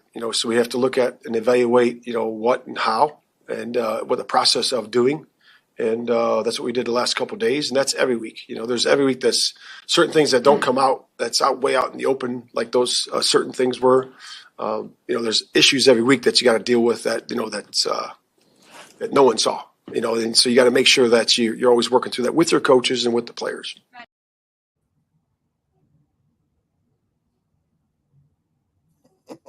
He's a fucking idiot. I said I want you guys to talk about it while I go pee. Yeah, I'll let Aldo's mom do the talking there, Dan. They cut again. I listened to a few minutes of ESPN's presser, or I'm sorry, their post game when they finally went to it on Sunday after the game, and they had Eberflus talk to Jeff Joniak and Tom Thayer, and it was the same old disingenuous, hokey. We're really proud where we are. We have a lot to take away positively from this game, and I appreciate the guy trying to be optimistic, but it comes across as, again, disingenuous, in my opinion. Yeah. Look. Yeah. It does. I'm totally in agreement with you because there's a lot of coach speak. We've heard. I guess I'm kind of numb to it now, Dan, because we've heard the same things from Fox and Nagy. They never admit that it's on them because it could cost them their job. It's just a lot of the same old crap. Like, yeah, I understand that they don't want to call their players out. Yeah, it's not the era of Bill Parcells or Mike Ditka where you do those kind of things. But having said that, it just comes across as just tone deaf. Yeah.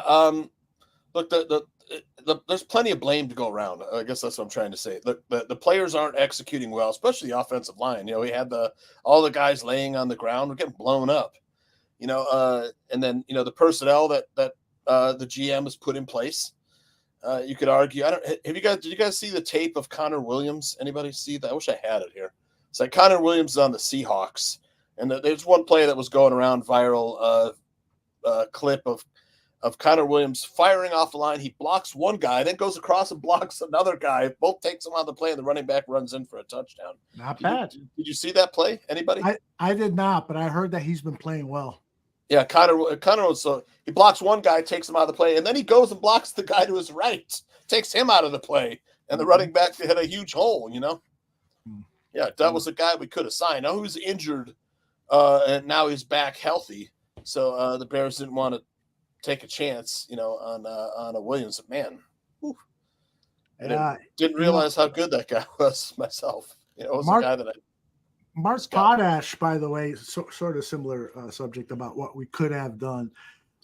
Put on Twitter a list of the people who interviewed for the Bears job, who are for the Bears offensive coordinator job, who were hired as OCs elsewhere. And Waldron's stats are last. Kingsbury's number one with what he's done with the Washington, and everyone else that they interviewed is second, third, fourth, fifth, and then last is sixth. Could you argue Waldo or Aldo? That's my nickname. Waldo. Could you argue though that like from ownership down to coaching, they can't spot talent, whether it's offensive talent, offensive line, or coaching talent. They don't know what coaching talent is from ownership. Ownership, we don't expect them to all the time know talent, whether it's player talent or coaching talent. We don't expect, but then the GM, he's the one that picked this coach and he stood by this coach. And I'm sure he and Warren were probably in on the decision with Flus to hire Waldron. None of these guys could spot any talent. Well, one of the things that's interesting, Dan, did you tell me this or did you send me this? Somebody did, that Waldron, Poles, and Eberflus all have the same agent. That was not me, but I've also heard that. Wow. Yeah. That is scary. It is, that I never put much stock in the good old boy network. You hear people, this is good old boy. It's everybody's friends and stuff. And they get each other jobs in different places, recommend and all this stuff. If you're in the club, and all that BS. But yeah, if they all have the same agents, it makes a lot of sense. I mean, and that goes back to who's hiring these guys and writing the contracts, and whether that's ownership or top management. Recommended by the agent. Well, okay, let's get the deal done. Yeah, and you know who that agent is? Former Chicago Bear. Come on, Dan Aguirre. Trace Armstrong? Yes. Trace Armstrong. I was going to say, yeah. Yes, Trace Armstrong. He's a very well-respected agent. Yes, he has made a fortune in the agent business, but he should not be running the team. He should not be making these decisions about who should be hired and so forth. And so I would love, just like people are digging into what B. Diddy did with Justin Bieber stuff, I would love for journalists to dig into what is this nexus that's going on between Trace Armstrong and Chicago Bears management and the major hires over there at Hallis Hall. Yep, as a former Bear, he's got the in. Yep. If you're going to look for the best person available, should you be hiring the 3 top guys from the same agent? Or because that's suspicious to me that you are getting fed a bunch of bullshit. Not bullshit. That's not fair. But you're getting fed a bunch of stuff about this guy's 3 clients, and you're not maybe talking to other agents and not interviewing other people with a blank slate in mind. By the way, Tooch, that's the second time that's happened to your microphone. I know. Are you having an earthquake over there? No. It's like my laptop's hanging over the edge there. When I go to grab something to get you, I wanted to try and find that Connor Williams. Oh, look away. Dan and I will talk about his sex life. No, do you think? Here, let me ask you a question, you guys. How long before? Good comment there. Yeah, that's what made me want to go and look for the clip so you guys could see. But how long before people, whether inside or outside the Bears organization, start to do away with the excuse that we're in a rebuilding team and say, Flus the Poles are 11-26, as a duo. How long before people throw that out the window and say, hey, look, man, we're sick of losing? How long before the defense starts turning on the offense? Well, I got to tell you, that was a major point of discussion yesterday on the Phone 55. I'd love to get your guys' opinion on it. Greg Gabriel said on Monday, Gabriel Talks Football here on the Barroom Network, he said Matt Eberflus will not be fired this season, and he will be the head coach of the Chicago Bears in 2025. The reason is you don't want to do that to this quarterback. You don't want him in his second year having a second head coach and a second offensive coordinator and do what the Bears have done. He believes, Greg Gabriel believes, that McCaskey has bought into Poles' plan, which is to be patient, allow them years to build this roster and get it right. So I'll ask you, Dan, first, and Tooch, I value your thoughts on this. What do you guys think? Is this going to happen, that Eberflus basically has a carte blanche? As Howard Stern would say, carte blanche. There's no way of answering that right now. And I'm not trying to avoid the question. It depends if it got really bad, like 2022 bad, when you lose 8, 9, 10 games in a row, then he'll be on his ass because the pressure will be too hot. If he's 7-10 again, yeah, he might be back again. It just depends how poor that they play. Yeah. Depends on the quality of losses, that kind of stuff, right? Yeah. And again, if you see no development from the quarterback, if they can't figure out the running game the whole season, right, then they may be gone. But if they're right in the middle, I'm sure he'll be back. Go ahead, Tucci, your thoughts. I sent you that Connor Williams to your ex inbox. Sorry, what was the question? I was searching for that. The question is, I forgot what the question was. No, it's Gabriel said that Eberflus is going to be coaching this team in 2025. Do you agree that he's got kind of a carte blanche because the Poles plan is patience with the people that we've hired and let them, do their job and eventually work out? Well, I'd like to say no, but I think Gabriel's probably right, much to my chagrin. But if they're preaching patience around Hallis Hall. I'm wondering when that patience runs out. It's got to run out sometime. Right. I mean, they're saying, well, Bears fans have to be patient. I understand that, but I'm fairly certain that we don't have the right people in to develop a franchise quarterback, the talent of Caleb Williams. Mm-hmm. Almost positive, 100% positive. Yeah. These aren't the guys. These are not the guys, huh? Yeah. Nope. Doreen says 7-10 with all the additions. I think what he's saying there is That's probably 7-10.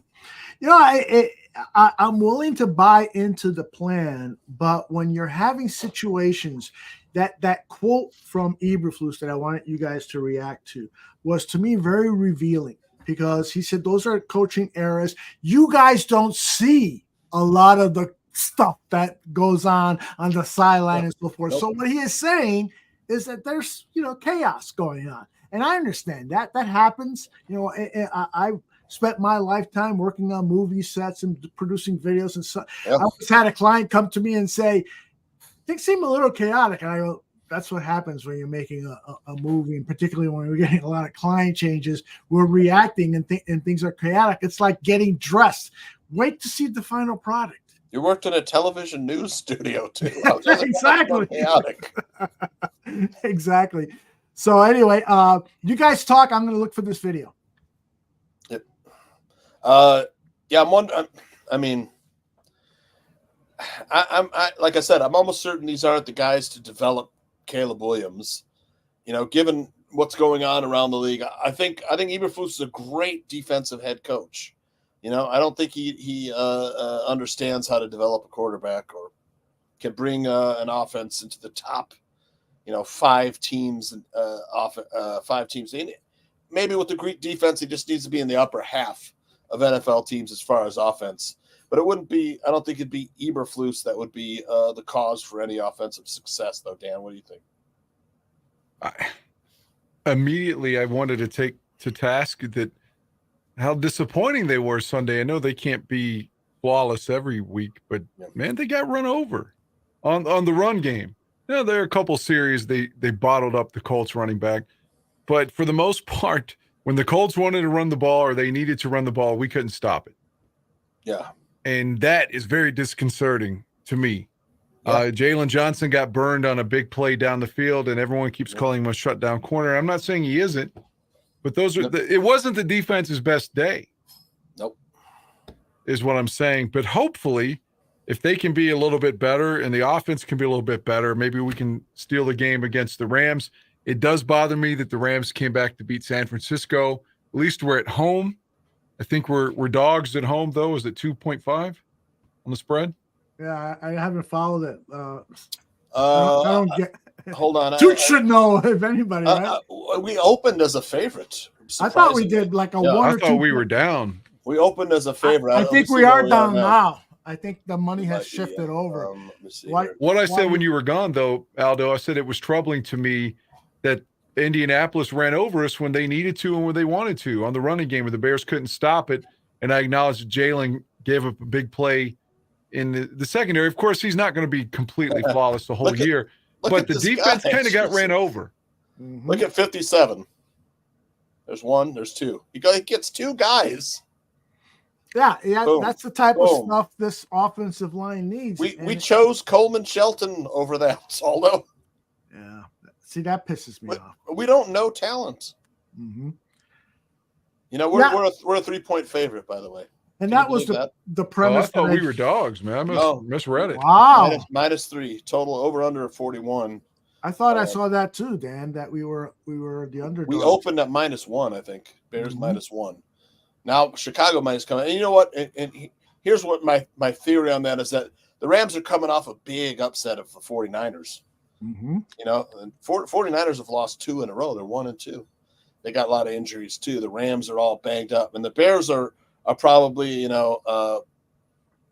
angry that they blew one in Indy. That's probably why the number's like this. But we really need to put 47-year-old Matthew Stafford on his ass. Oh yes. Yep. Pressure on his face. Right. We need to be creative. Eric, that one of the things I like about Eric Washington coming over here is that he has a little bit more of an emphasis of blitzing than Eberflus does, who likes to win with 4 men. And hey, of course you want to win with 4 men. That way you can have 8 guys covering in the defensive backfield. But sometimes you have got to blitz, and you've got to do exotic blitzes. And what I mean by that is blitzes that are not on tape so that they can study them, is blitzes where the fucking quarterback doesn't know who's coming and where they're coming from. Scoring is way down this season. I mean, it's all defense. Why do you think that is? Well, I think it's 2 things. Historically, defenses start faster than offenses, and now, like, look, teams they know how to stop RPOs. They know, and they're sending those exotic blitzes. You know, they're starting to figure out motion as well. You know, so they're a step ahead of the defense at this point. Will the offenses adjust? Probably, but right now defenses are the upper hand right now. I mean, you saw it the past 2 games of the Bears. In fact, even in the first game, the Titans had the upper hand on our offense. Our offense may not be good, but the offense has had been inferior to the defense in all 3 of our games. You know, the other team's defense has kind of poked us around. Yeah. Now, hopefully, the offense is going to perform at a higher level with Keenan Allen back. And so, if we've got DJ and we've got Rome and Keenan back, Caleb Williams was asked about that, about Keenan returning back to practice. Yeah, it's great. I mean, to have a guy, obviously, as we know, Keenan Allen back, it's going to be. It's going to be great for our offense. It's just something else that the defense has to worry about throughout this week, and then obviously on game day. And so it's going to be great for us. His special talent of getting open and in a phone booth is going to be great for us. I love that comment, getting open in the phone booth. Go ahead. Yeah, look, Caleb had to. You saw this game was kind of a Rome Odunze coming out party against the Colts. And I wasn't really like a fan of Odunze in the coming out of college. I didn't think he got a lot of separation. And people are telling me, well, this is NFL separation. I'm looking at guys like Brian Thomas and Malik Neighbors with like 4 yards of separation, and Odunze with like 1. I'm going, really? But he is a good player. I'm not saying he's not a good player. He runs good routes. He does have good speed. He's got great hands. He wins the 50-50 balls, and off the line of scrimmage, he's got some good moves to shake loose, I think. But I liked Malik Neighbors. I thought he was the best route runner in the draft. And Brian Thomas is kind of a physical freak, with that size, and hands, and speed. But Malik was gone before. Yeah, Malik was gone. We didn't have a chance to get him. Yeah, but I think that the argument is, should they have, either traded down, but essentially acquired more offensive line help. And so for those of you who would like more of my opinions on that, I did a video for Buffon 55. It's about 6 minutes long, and it talks about Ryan Poles' history of drafting offensive linemen and players that he bypassed, knowing of course that hindsight is 2020, but that's what general managers are paid to do, is to have foresight for what, who are the potential players that can help the team. I'm not arguing the selections of Brisker and Gordon. Those are 2 outstanding players. But look at Juergens, the center who has now succeeded Jason Kelsey. They haven't missed a beat. This guy's playing as well as Kelsey. Yeah. And in that video, I share a clip of Kelsey talking about how the Eagles employed him to help with the scouting of centers. And he says, this was my favorite center in the draft. And in fact, he might have been my favorite player. And the Bears bypassed him. He was picked I think 6 picks after Jaquan Brisker. And while I love Brisker and I love that second, I love building the defensive backfield with quality safeties, you got to wonder, man, how far this team would be if they had a Pro Bowl quality center. Because you got to have 3 guys on the offensive line who are Pro Bowl caliber. And then 2 other guys can be developmental players that you can, scheme with, running backs, blocking, tight ends. You can, take care of their deficiencies. But we got to have 3. And right now we've got fucking zero Zero Pro Bowl, all pro quality. And now they say like Darnell Wright has a back injury, which may linger for quite some exactly. time. You know, it's kind of like shades of Chris Williams, and I forget who was the other one that had the back injury. No, but Karimi. He had Karimi. Wasn't it his foot? Wasn't his Karimi's? It was his back too. Karimi may have been. Troy Ozine, I think, had a back injury. These guys like washed away. You know, so much bad luck. Darnell Wright, I kind of like as a player, but he's been struggling a little bit. He did have some pancakes in this game. Yeah, and then you have Braxton Jones, who everyone loves, man. Now you're starting to see like teams have figured out Braxton Jones. You bull rush him. He doesn't quite have a good anchor. You can move him off his position. Mm-hmm. And then Matt Pryor, who I like, is really strong, good blocker, but he can't move in space, which is what the offense running game especially dictates. So he's got to get out. And he might be starting at right tackle for Darnell Wright, which is probably a better position. He's not. I don't think he's a good mover inside. I agree. 6'7", 335. He's your classic right tackle body. He played. He actually played pretty well at left tackle. I think Braxton Jones went out in the Texans game. He actually played fairly decently for a series or two, right? I think he played. Yeah, I think that was against the Colts. Might have been against the Colts. I remember Braxton going into the 10th, and they moved Pryor from who was playing right. Right, and then Davis came in. Yeah, you're right. And he tripped on that one play, Davis. This Poles hasn't exactly been great at free agent signings. Yeah. You know. Or trades either. You know, we had the Claypool trade. That's the most infamous. DeAndre Swift, we signed for $8 million. Mm-hmm. He's like probably our third string running back, in my opinion. I agree. I totally agree. That signing to me, it was the very first free agent signing during free agency frenzy. And I was like, why? DeAndre Swift, really? Yeah. I mean, this guy's a third down back, and now he had a really good season with Philadelphia, but this was the Shane Waldron request, and he got. To me, he's a third down back. You bring him in like we remember Dennis Gentry. Yes, awesome. Dennis Gentry was fantastic. He's more of he was like a guy coming on third down, 3rd and 15. You could give him a shotgun handoff. He might get you 15 yards. Yep. Or a pass play. Screen passing. That's DeAndre Swift should be like our third down back. Khalil Herbert should be running first and second. Then what number was Gentry? I want to say 29. 29. Yep. 29. Okay, good. Yep. Pinky. He played wide receiver as well. I mean, Dennis Gentry was everywhere. He was great, man. He would have been an awesome player for today's offenses. Yeah. I mean, sensational. Yep. Yeah, like David Maggott. You remember that guy was on the Giants? Oh, yeah. Dave Maggott's in prison. Is he? He was a great player, but look up Dave. He used to always get that third down, Yeah, to quote Chris Berman, look at that little Maggot run. Yeah, exactly. He used to always get it, man. Yeah, and then our big offensive lineman signing Nate Davis with $10 million a year. He doesn't want to practice, and he's probably our third best guard. I'm not sure. They need to cut him, man. They really need to cut him. I mean, with the injuries on the line, I'm not sure if you can. I agree with you though, but we're so banged up along the line, Hopefully, we get the kid from Buffalo back soon, and he can maybe take over at center. 30-year prison sentence, Jesus. Yeah, you're right, Danny. Danny's got a photographic memory. He never forgets anything. You're amazing. You're amazing. It's hard to believe. Dave Maggot's like, damn, that's Dave Maggott. There was somebody else like that got a prison sentence from my youth. Sam Hurd, was that the guy's name? Yeah, that's the Bear. Yeah, a Bears drug dealer. Wasn't there's Ray Caruth was another one that killed. He's the guy that allegedly killed his baby mama's child. Yeah. Yep. Yeah. Hey, a couple of comments here or questions from the chat room that I'd like you guys to address. Vizzo says, "What's up with Waldron's hand constantly shaking?" Is that what it is, you guys? That's what that would be my guess. He might be like Brett Favre and suddenly have Parkinson's. Yeah. Yeah. That's funny. I noticed it once, but Vizzo is saying it's constantly shaking, huh? That's wild. I haven't noticed that.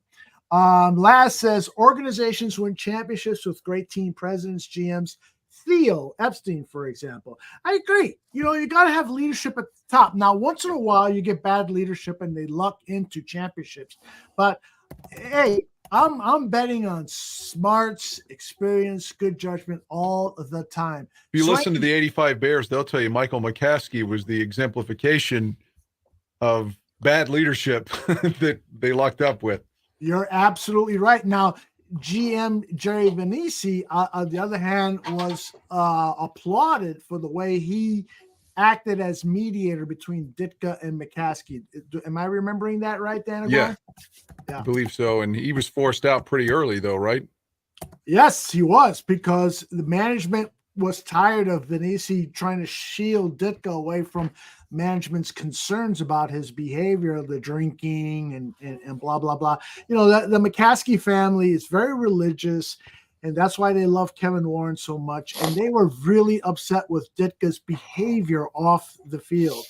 You guys have any thoughts on Brian Flores? We talked a little about Kingsbury. I love the fact that he best blitzes defensive all the coordinator time. in the league. Mm-hmm. We put Steve Spagnuolo up there too, but yeah, Flores is so innovative, man. Flores took on the NFL and won. Said the Yeah. Dolphins forced him to try to tank games, Yep. and he fucking won. Yep. Mm-hmm. Normally, if a coach says something like that, they're like, all right, he'll never work in this league again. And here he is blitzing every down for Minnesota. They're 3-0. And again, he beat the league. He beat the Dolphins. So I'm gonna bring up something. So Shane Waldron, who's 45, Dave Canellis is 43. Love Dave Canellis. I keep thinking of Lou Canellis every time you all say that. Yeah, Dave Canellis worked. They both were in Seattle 2022. Okay. And then he went to the Buccaneers and revived Baker Mayfield. Exactly. He went to the Seahawks. It was a passing game coordinator. He might be the guy that actually revived Geno Smith, not Shane Waldron. And a lot of people say that like it wasn't really Shane Waldron's offense; it was Dave Canellis that was all doing all the innovative stuff on offense with the Seahawks. And now he's with the Panthers. He's the head coach of the Panthers. You know, and the Panthers are having some pretty good success over there after Bryce Young is gone. You know, the kind of Johnny Santucci wins the Podcaster of the Night award with his Bear State of Affairs and these comments on David Canellis. Yes, we have to critically look at what Shane Waldron really did in Seattle, and the credit might go elsewhere. Yep. And it might be the guy who is the head coach of the Panthers, who had the guts, the balls to bench their overall number one overall pick. Exactly. And put the red rifle in there, who we all hate or at least don't appreciate. Put the red rifle in there, and the red rifle throws for 3 touchdowns and gets the Panthers on a win streak. You know what the balls that it takes? And if you listen to a David Canellis press conference, I dare you to say, no, this guy's an idiot. This guy is inspiring. He's smart. He's a great communicator. Yep. Players love him. And the fact that the Chicago Bears didn't fire Eberflus and hired Canellis to coach Caleb Williams is another mistake. Yep. And I apologize for my... I mean, I see a lot of similarities between Waldron's offense and Matt Nagy's offense. You know, with these like personnel groupings, or Luke Getsy too as well. They're kind of like there's too many. And I don't know whether the receivers maybe are running the wrong routes. A lot of times you have like 4 guys in one area, you know, and then you have a one-on-one. You know, they're trying to get a guy singled up. But come on, let's have some levels concepts where we have guys at different depth, you know, and stuff. But I think I'm not sure. I'm pretty sure that Waldron has given Caleb Williams way too much. You know, Williams never really took a snap under center much, you know, but I think the Bears are best when they do that. Two tight ends under center, deep play action fakes, you know, let's run some 2-man routes and get a tight end or back out in the flat. And maybe that's the way play max protect until we get everything right. I know a lot of people are complaining that we've been negative. Let's talk about some of the encouraging things. This is Caleb Williams talking about what he has found encouraging about the offense. I think we're constantly getting better. I think there's a lot of new, and as we all know, wide receivers, you know, running backs and quarterback and a few offensive linemen and all these different, you know, parts and things like that. And, you know, us constantly having the encouragement mindset, but also the positivity that we see on the actual film. You know, if you actually watch it and, you know, not get into all the emotions of the game, the positivity that we have and the growth that we're the slow growth that we're having. Yes, we do need to get it going a little bit, more efficiently than we are. But the growth and positivity that we have within the film that we've seen and things like that over these past couple weeks. I love that. I really like this kid. Yes, I really like him. I think he's a good kid. And some of the stuff I saw really, really encouraged me. I mean, there was one time where he was about to get sacked and he kind of curly cued out of the grasp of the alignment. He like bunny hopped and curly cued out of there, ran out and was able to beat the rush and then make the play. I think that stuff I'm excited to see in the future. I hope we get that far, with this kid. He doesn't end up on another team in 4 years, Yeah. But when the Bears try to reset again. But I don't remember. Did you answer Gabriel's question? About the coach thing? About if you think Matt Eberflus is going to be here next year or not? I did not offer an opinion on that. And I hope, whatever happens this Sunday, I hope to extend the conversation with him on that. There's Dan. Dan was gone for a while. I didn't know he was gone. Yeah. Something. I'm sorry, say that again, Dan? Question. Crashed. Oh, your internet crashed. Here, I'm at work, and like I said, I think it Big died. storm, right? Yeah, I need to leave pretty soon because the water's so I got to deep. ask you a question before you go, or at least, not maybe ask you a question, but Anthony, my podcast partner on Weekend Sports Betting Tips, he got a new job. He's going to be doing 911 calls. Well, I don't wish that on anybody. He's really excited about it because it's a decent he lives in Florida and it's a decent paying gig. Oh, it's a decently paying job where I'm at too, but I've been there 15 years now. You don't know what fucking year it is. The same shit over and over and over. Another overdose, another suicide, another fight with the spouse, another car crash. It's just, like I said, you don't know what year it is. The shit just keeps going over and over. Any advice for him before you head out? You get thick skin because you're going to deal with assholes constantly. Yeah. He's got a good personality for this, I think. You have to take it. You have to take shit constantly. It's always your fault.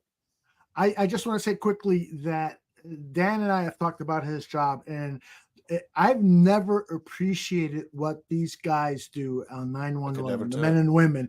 I couldn't either. He's told me some stories about the tragedies and, babies and, oh my gosh, I could not do it. I would be coming home and throwing up on my wife's face every time because I'd be either throwing up on her face or crying on her shoulder because it sounds so horrific. I'll be 44 on Halloween.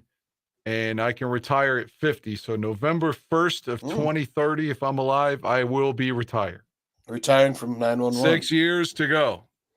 Yeah, that's what I will be out the door. 6 years for me too, Right. I'm retired. Tooch is going to the Philippines. Dan, where are you going? You moving to Chicago? I still got a mortgage. Right mortgage, everything. Yeah. I got to pay like $750 a month to maintain Nikki and I's insurance after I'm retired. Mm-hmm. So, and then I'm sure we'll have a car payment and still the mortgage. So I may work radio full time. I don't give a fuck if I'm a greeter at Walmart. I won't be at 911. Yep. I'm sorry to hear that because we need people like you, but it is like a military job. Serve your time and then get the fuck out of there because you got to take care of yourself. I'm so burned out. We got to get Dan's car fixed too. Now, someone rear-ended me Thursday. So whoa, my car's still drivable. Tell us about that, dude. Where's the swinging light bulb coming out of that ass there? I'm working on that. Yeah, I'm going home from work, and I like to take the back road sometimes. It's a little more scenic. You go by the river, and there's some hills, and the golf course, and winery, and there's a beer garden you can drive by at a big park, and the river runs through it and stuff. And it's pretty back there. And instead of getting on the high, so I go down there in this George Flagg Parkway in Des Moines, and it was down to one lane because they were doing some construction. So I'm like, I stop, but the flag man has the stop sign up, and I stop. The guy was coming down. He never stopped. So hit the back of my car. I'm like, oh shit. Okay, I got to pull over, exchange information. And then like an hour later, I went home. Police came, made the report. I got all the exchange information. Get home. And I call my insurance like, yeah, well, you should, call the other guy's insurance. Don't make a claim, on yours. I find I like, don't you guys call? Because I haven't been in an accident forever. Say no, you call. So I call, and he gave me like a bogus insurance policy. I'm like, I had his phone number. I'm like, dude, what the fuck? Oh my God. Then he gave me the right one. He's like, oh, sorry, dude. Yeah, well, here it is. Allstate. So I call you on the phone with Allstate. I take your car up to the collision center and get a thing. And then they're like, well, it's like $7,200. Like, my car isn't worth $7,200. So like they offered me $7,500. I'm like, I'm not gonna find something. Just the way the market is, used cars are so expensive. Yeah. If just something comparable to mine, it's like 10 grand. So I'm like, I'm gonna be out my car. If I keep my car, it has a salvage title. It's like, so I don't know. I'm like, I don't want to take out a car payment. We just bought the house. It's like, yeah, right. Bad timing. Vaginal farts are wonderful. Vaginal farts are wonderful things. Can I tell you all one more thing? And I really should go because, like I said, of the inclement weather. But before you do that, are you also going to tell us about something that you watched this week? That's what I was getting to. What I'm going to watch. Okay. So Saturday, Nikki and I both took off from work, and we're going to have a date night. We've gone to a bunch of concerts, but we haven't just had a date night without other people and stuff. Cool. So we're going to, first off, she loves Red Robin. I love Red Robin. So we're going to get some grub, but we're going to go see 3 movies on Saturday. Nice. One is got Demi Moore and Dennis Quaid in it called The Substance. She wants to see that one. I don't know what it's about, but I like the cast, so I'm sure I'll like it. Then we're going to eat. Then we're going to go watch the Francis Ford Coppola movie, Megalopolis, with Adam Driver and Aubrey Plaza. That looks Dustin good. Yeah. Hoffman. Beautiful trailer. And then to cap the night off, we're going to watch the Beetlejuice sequel. Wow. I've been thinking about dressing up for Beetlejuice for Halloween. But tell me if the movie is good, because if so, then I will watch it too before Halloween and deciding. Well, the Coppola movie is the one I want to watch the most. Yeah. Absolutely. Coppola is one of my favorite filmmakers. Apocalypse Now is one of my top films ever. And he has been a kind of a little bit hit and miss after. If you can hear me, my internet's going out. Okay, I can hear you. Yeah. I'm frozen. It's gone now. Fucker. Dan, you there? I heard him like internet cut out. Blip. I hope this is not. What was the name of that movie with Eric Bogosian? It was a Howard, not Howard Stern, Oliver Stone movie. And Eric Bogosian played a right-wing radio disc jockey who someone threatens to kill, and the movie is basically him being paranoid about who's out to get him. Oh, I don't remember that. I don't think I've seen it. Yeah. Oh, it's a good Oliver movie. Stone, huh? Oliver Stone movie, yes, indeed. I love Oliver Stone. Oh, this is what I watched, man. The Penguin. Oh, how is that? It's great. It's so good, man. It's like to me, this is I haven't seen Sopranos, but it's like Sopranos, but it's the Penguin. It's set in Gotham City, and Colin Farrell's great, man. If you like mafia gangster type stuff, it's perfect. Love it. Yeah. See, well, from what I can tell from the trailers, it's shot in that style that I love in filmmaking, that film noir style with a lot of shadows, a lot of tilted angles and so forth. And so I'm anxious to see it. You like it, huh? Yeah, I do. Maybe my wife liked it too, man. I'm like, because we got like HBO usually has some quality. It's one, there's only one episode out, and the next one's next weekend, I think. But that's what I saw. I haven't really seen much. All of them watch a lot of football games, Yeah. It usually cuts in football season. Usually cuts into some of our entertainment watching. But I have a recommendation for you. The gosh, where did I see this? Talk Radio, is that the name of it? Yes, Talk Radio. Thank you, Caesar. Well done, Caesar. And Caesar, I queued. Yeah, and although we're getting lots of positive reviews on the Penguin, everybody in the chat room. I had a feeling it was going to be really good. I might watch episode HBO's quality, they really are. They're high quality HBO, I my daughter sent me something about this new TV miniseries, limited series, I should say, called the monsters about the Heard Eric of it. and Lyle Menendez story? Yeah, the Menendez brothers. Yeah, I heard someone talking about it on X. Or I saw some posts on it on I X. saw the first episode and I fell asleep during the second episode only because I was tired, not because it was boring. But I loved it.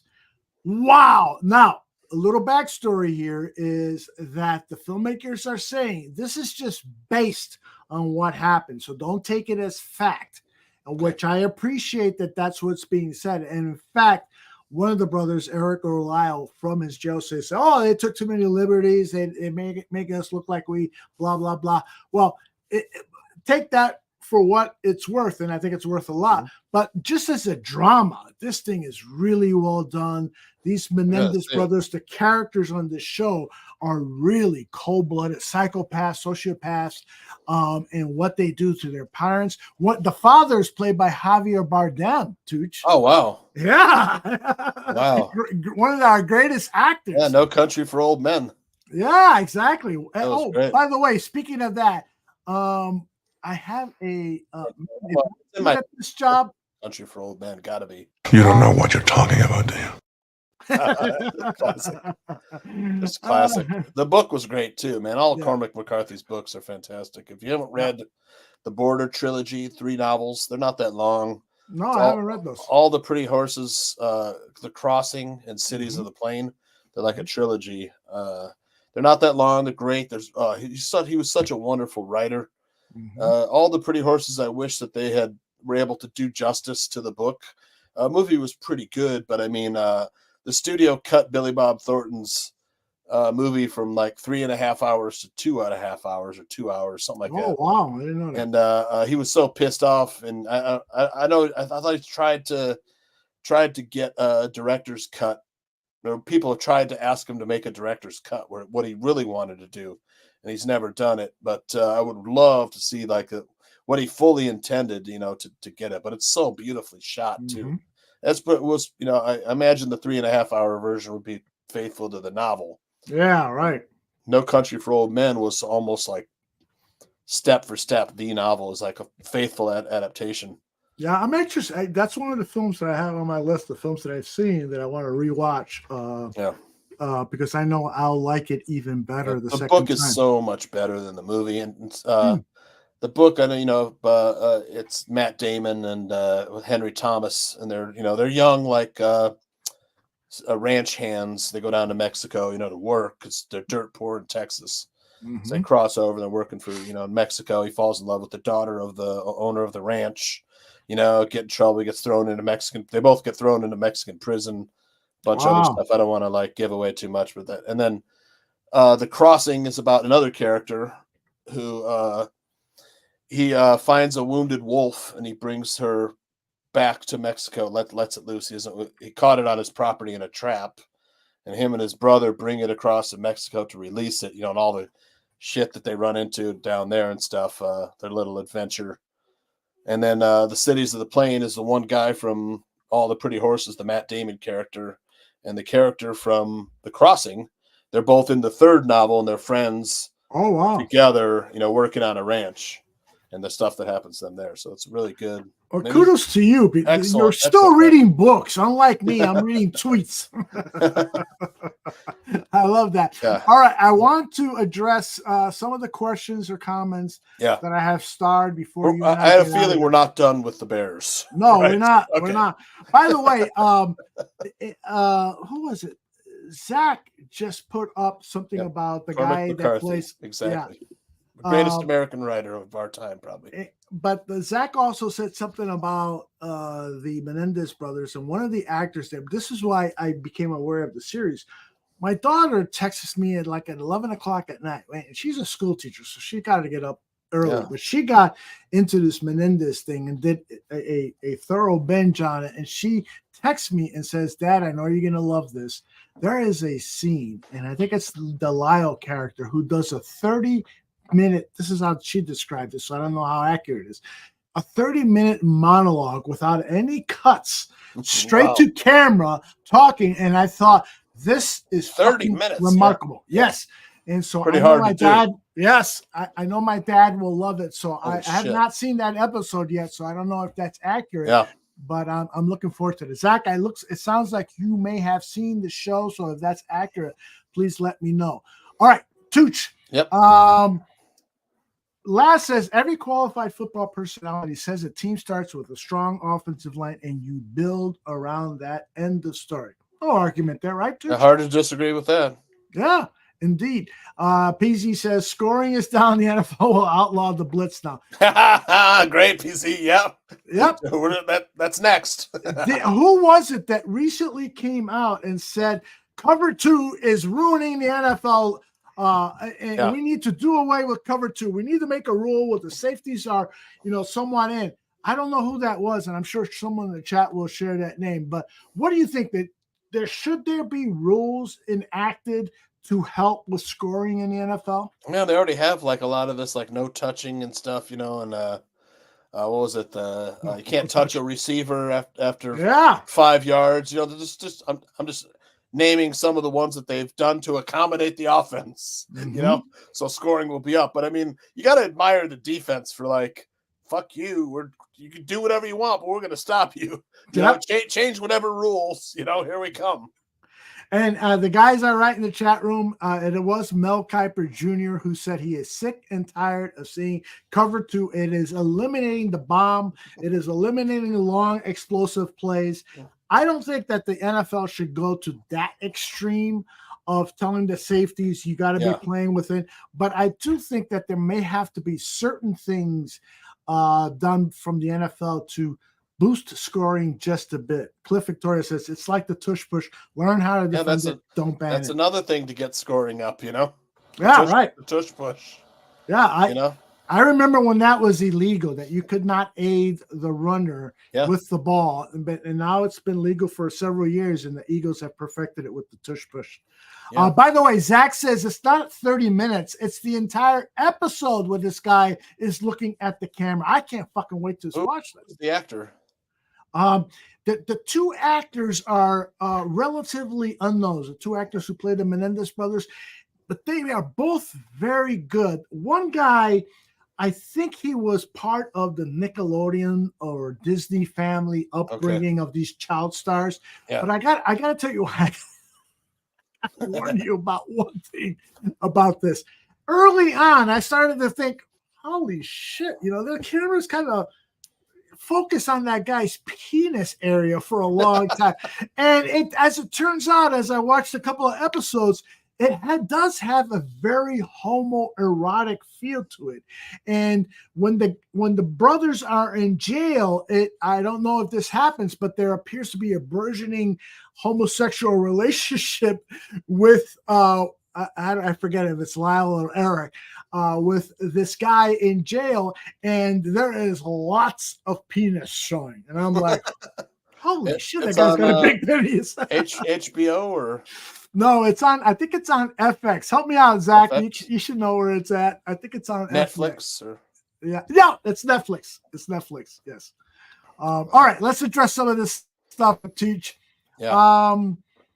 J2K says, new head coach means a new defensive and offensive scheme. Defense will be overhauled, and Caleb will have a waste a year. That's why you don't fire Flus. What do you say to that, Teach? I mean, probably 50% chance it's overhauled. Mm-hmm. They could always say, all right, well, let's keep the 4-3 defense, because that's the personnel we have. We'll bring in a 4-3 guy. Most teams run 4-3. There's not that many that run 3-4 anyways. Mm-hmm. So Caleb Williams have a wasted year. Yep. Right. That's what the Bears do.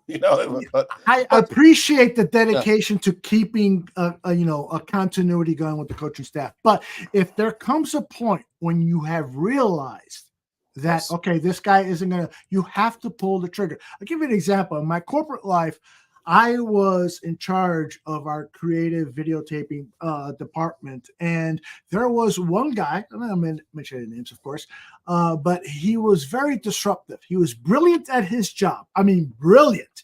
And we all kind of, for years and years, made excuses. And then we got a new head of the department, and that guy told me, you know what, don't be afraid to fire someone if they are making if they do great work, but they are messing everybody else's production because people are complaining about his behavior, Yeah. how he does things and so forth. And 6 months later, I had to fire this guy because my boss was right. This guy was being very fucking disruptive. And at a certain time, I can't fucking make excuses for him anymore. I know he's great at what he does, but he's got to go. And the same thing applies to sports. Yep. Right? Yeah. I mean, if the Bears decide that Eberflus isn't the guy, do they still stick with him? You know, that's the fear on Bears fans' minds right now. You know, Can't do that, right? You know. can't do that. I appreciate providing continuity. It's like divorce, right? Oh, we stayed together for the sake of the kids, right? We stayed together for the quarterback. No, you Right? ruined the kids. You ruined them. Exactly. We stayed together for the quarterback. You know, we're really relating to American Yeah. families from that one. It's a great job. Yeah, but I mean, look, if they're not the guys, I mean, I'm not convinced Poles is the guy either. He tore down a team and got himself the first round pick with the help of Lovie Smith. Thanks. You know, Little luck, you got- right? Yeah, a little luck, and then traded that and got a bunch of picks, and then ended up with the first pick again. You know, and then was able to take Caleb Williams, and you know, we got Caleb Williams. Okay, to me, he looks like a good player. Right. You know, but he didn't get rid of the coach, you know, and bring in someone that's really good with developing quarterbacks. And to me, Cliff Kingsbury was the guy because that's the system. That's a system that Caleb Williams is familiar with. Well, answer J2K's question here. He asked, "How's the defense under Flus?" Answer that question. Top 5 NFL, Right. top 5. So why not hire a Flus or somebody like him? I bet you that if you bring in a new head coach and that head coach says, "I want Eric Washington to be my DC," There you go. It's going to be just as good. Just as good. You know, let's remember that the Same only players, time same the scheme. Bears won a Super Bowl was when the owner of the team, George Halas, said, "We're going to keep Buddy Ryan. Mike Ditka, do you want the job?"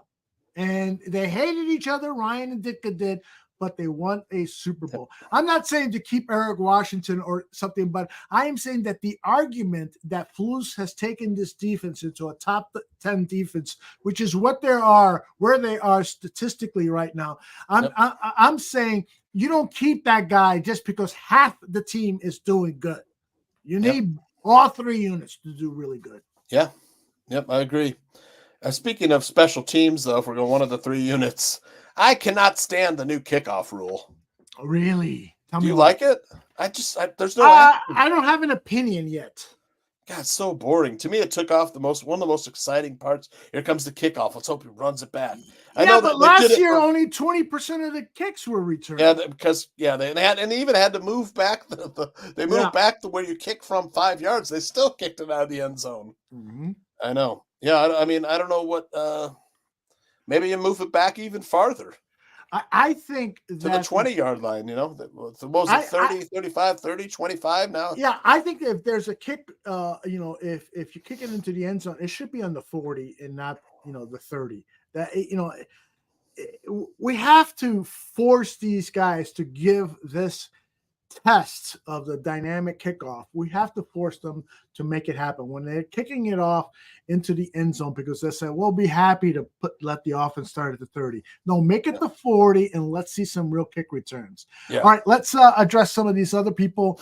Let's see. Caesar says, "Not sure if you touched on this yet, but does Caleb have the green light to change plays anywhere on the field?" I'm not sure about anywhere. He does. But he does, right? He does. He was complaining about you. Waldron wasn't getting the plays in time enough for him to either set the formation up or audible out of the play. Exactly. So yeah, I Which is think absolutely right. He does have the ability to change the plays. Yep. And so what happened on that 4th down series when they couldn't punch it in, He didn't want that play. He did not want that play, but he felt that he only had, by the time he got to the line of scrimmage, he had he 6, didn't have 7 enough seconds time. left. He didn't have enough time to change the play. Yeah, 'cause- What he should have done, which a veteran quarterback would have done, was timeout. Timeout. Yep. And You that's didn't call his timeout. fault. That's The his play fault. is Yep. on Eberflus, but not calling a timeout. He had 3 left with less than 2 minutes to go. Yep. So on the right side of that formation was Cole Kmet. blocking. On the left side of the formation was DeAndre Carter as like a tight end. Yes. You know, and you know, the defensive end just crashed DeAndre Carter. But it looked like if you and I were out there trying to block him, you know. I like DeAndre Carter, but he's so small. Yeah, I'm bigger You know? than DeAndre Carter. You and I are bigger than him. That's for sure. Yeah. Let's see. J2K says, he's addressing this to Sanders. Many reasons, but he was asked, why are you defending Eberflus so much? And J2K says, many reasons, but my point is, regardless of my opinion, it's too soon to call for his head. 37 games? Yeah, it's hard, J2K. We're at that point where he has lost so much. Now, like Greg Gabriel says, you got to throw away that first season. Yep. Right. Although I will say this, Tooch, it really fucking pissed me off when I was doing that video because I wanted to find that bit of sound where I remember hearing Ryan Poles saying the foundation for an offense is the offensive line. And I used that in my 6-minute video. When did he say that? Was that a couple of years ago? His introducry press conference. Okay. And then he forgot all about that. Yes. Oh, yeah. So I said that? He was like, he asked him now. I really said that? No. Exactly. I'm sure he knows. I don't know why. For whatever reason, he just hasn't done it. I don't think he can evaluate offensive line. That's the thing. That's exactly my point is, hey, both Kyler Gordon and Jaquan Brisker are excellent defensive backs. But to dedicate 2 picks in the second round to that and knowing the state of the offensive line, and if your scouts don't have a Cam Jurgens comparable to Brisker so that you can select Brisker and then have the center of the future for the next 10, 15 years, that's a mistake on Poles. It really is. And as for Eberflus, you know, he has ownership of this too. He needs to pound the table and say, I know this is your decision, but I know how important my voice is. I need an offensive line. Let's dedicate resources. That first draft, everybody was applauding Ryan Poles about him moving down and collecting, multiple draft picks. What he should have done was move up. Yeah, how many guys are left from that draft, by the way? There's Doug Kramer. Brisker, Gordon, Doug Kramer. Right, he's got 2 career snaps. Is that it? Just those 3 guys? Yes, just those 3 guys. I might have to play this video. Anybody else that was in that draft? I don't remember. Noah Sewell, or was he the next year? Noah Sewell. No, he was the next year. Yeah. I mean, he got a bunch of picks, but if only 3 guys are left, I mean, come on. Oh my goodness. Tooch, you got a little time. Velus Jones was one of them. Yes, that's another one. So 4 guys left. Wait, hold on, because J2K wants to ask us some questions. Okay, fire away, J2K. Do we discount here? He was just talking about do we blame Flus for the rebuild losses? No, I mean he didn't have a team. Nope, I don't blame him. So if we throw out how many? What was he? He was 3-14 that year. We throw out set. We've got 20 games to evaluate him though in 2 seasons. But to answer that question, you need to look back at how many times did he have time management issues in that rookie season, despite the fact we're not going to argue that he's still making a mistake. Exactly to my point. He was still making mistakes to the point where at the end of the season, I'm the one guy that will tell you there's no fucking way these guys are purposely trying to lose. But there were the coaching decisions made where I started to say, are they trying to fucking lose? They wanted that first pick. Yeah. I mean, every time. I mean, look, I don't want to be a smart ass or anything, but I mean, they gave Flus an entire makeover so we would forget all that stuff, J2K. They gave him a new haircut so we'd forget he was a bad coach. You know? Shit. I expect next season to come out, his hair will be red, you know, or orange. His hair will be Bears orange. And I gotta say this, I hope, I wish I would have remembered when Dan was here, but one of the things that's really leaving a bad taste in my mouth is the Hard Knocks episode. The whole thing fucking starts at what I thought was a country club, but it's no. I know. Matt Eberflus is fucking house. I thought it was a country club too. I'm like, Jesus Christ. I'm like, please, God, God. Tell me this guy isn't profiting so much. That's a Bears bad head coach. We'll let the season be on him, bro. I don't mean to be a smart ass again. Is it too early in the season? Maybe. I mean, yeah. Is Flus a late starter in these seasons? Kind of. Yes, but the argument that we are already calling for his head. No, we were doing this last season. We were doing it last season, exactly. We were doing but I mean, we could have been 0-3 if it wasn't for Will Levis. Yes. J2K, we could be 0-3. Then what would J2K be saying then? Are you okay with 0-3? Yeah. I mean, it's a problem. And I mean, we can't make excuses for this guy too much because, I mean, Gabriel's saying, look, you drafted a rookie quarterback. This is what you're going to get. Yeah, we know. But why didn't we reboot at the coach? And get people in here who know how to develop a quarterback. Yeah, we have a great defense. We still have a great defense. Yeah, we still have a great defense. Yes, most teams that win Super Bowls, the general manager has won those Super Bowls with his second coaching choice, not his first. Exclude the Patriots and then look back at all of the Super Bowl winning teams. They've had coaches that were general manager's second coach. So keep that in mind. I mean, Tooch, can I bother you? Second coach had some success his first year, but right. Tooch, can I impose on you for 6 minutes to watch this video with us about the offensive line? Thank you. I appreciate that. I know you got to work early in the morning. Here it comes. Back when Ryan Poles and Matt Eberflus were introduced to Chicago as the team's new general manager and head coach, respectively, Poles said this about building an explosive offense. It starts at the foundation in terms of the O-line and establishing that run game, which then leads to explosive plays. And that'll do it here in Indy as the Colts pick up their first win of the season. So as we're 3 games into the 3rd season of the Poles era, let's examine what he's done to build a unit that he referred to as the foundation of an offense. First, these were the offensive linemen from the 2021 season. Today, only 2 remain. Larry Borum, who is currently on injured reserve and was expected to be the team's backup swing tackle, and the often injured Tevin Jenkins. In Poles' first free agency period, the only significant acquisition for the line was Lucas Patrick. His first season was injury-filled, and he started only 5 games. Following season, he started 15 games, and his performance was insufficient to be re-signed for this season. In the 2022 NFL Draft. When the draft came, Poles did not have a first-round pick, but had 2 second-rounders that he devoted to Kyler Gordon and Jaquan Brisker. Poles has often stated that he religiously follows his board, best player available. With the 51st pick. Unfortunately, Poles had center Cam Jurgens behind Brisker and Gordon on his board. Center, Nebraska. Jurgens was chosen to be the heir to Jason Kelsey. And this is what the future Hall of Famer said immediately after the selection was made. So this is my favorite player in the draft. The Eagles have been using me to evaluate some of the centers coming out. And this guy is a freak athletically. He has the best chance to be a difference maker at the center position.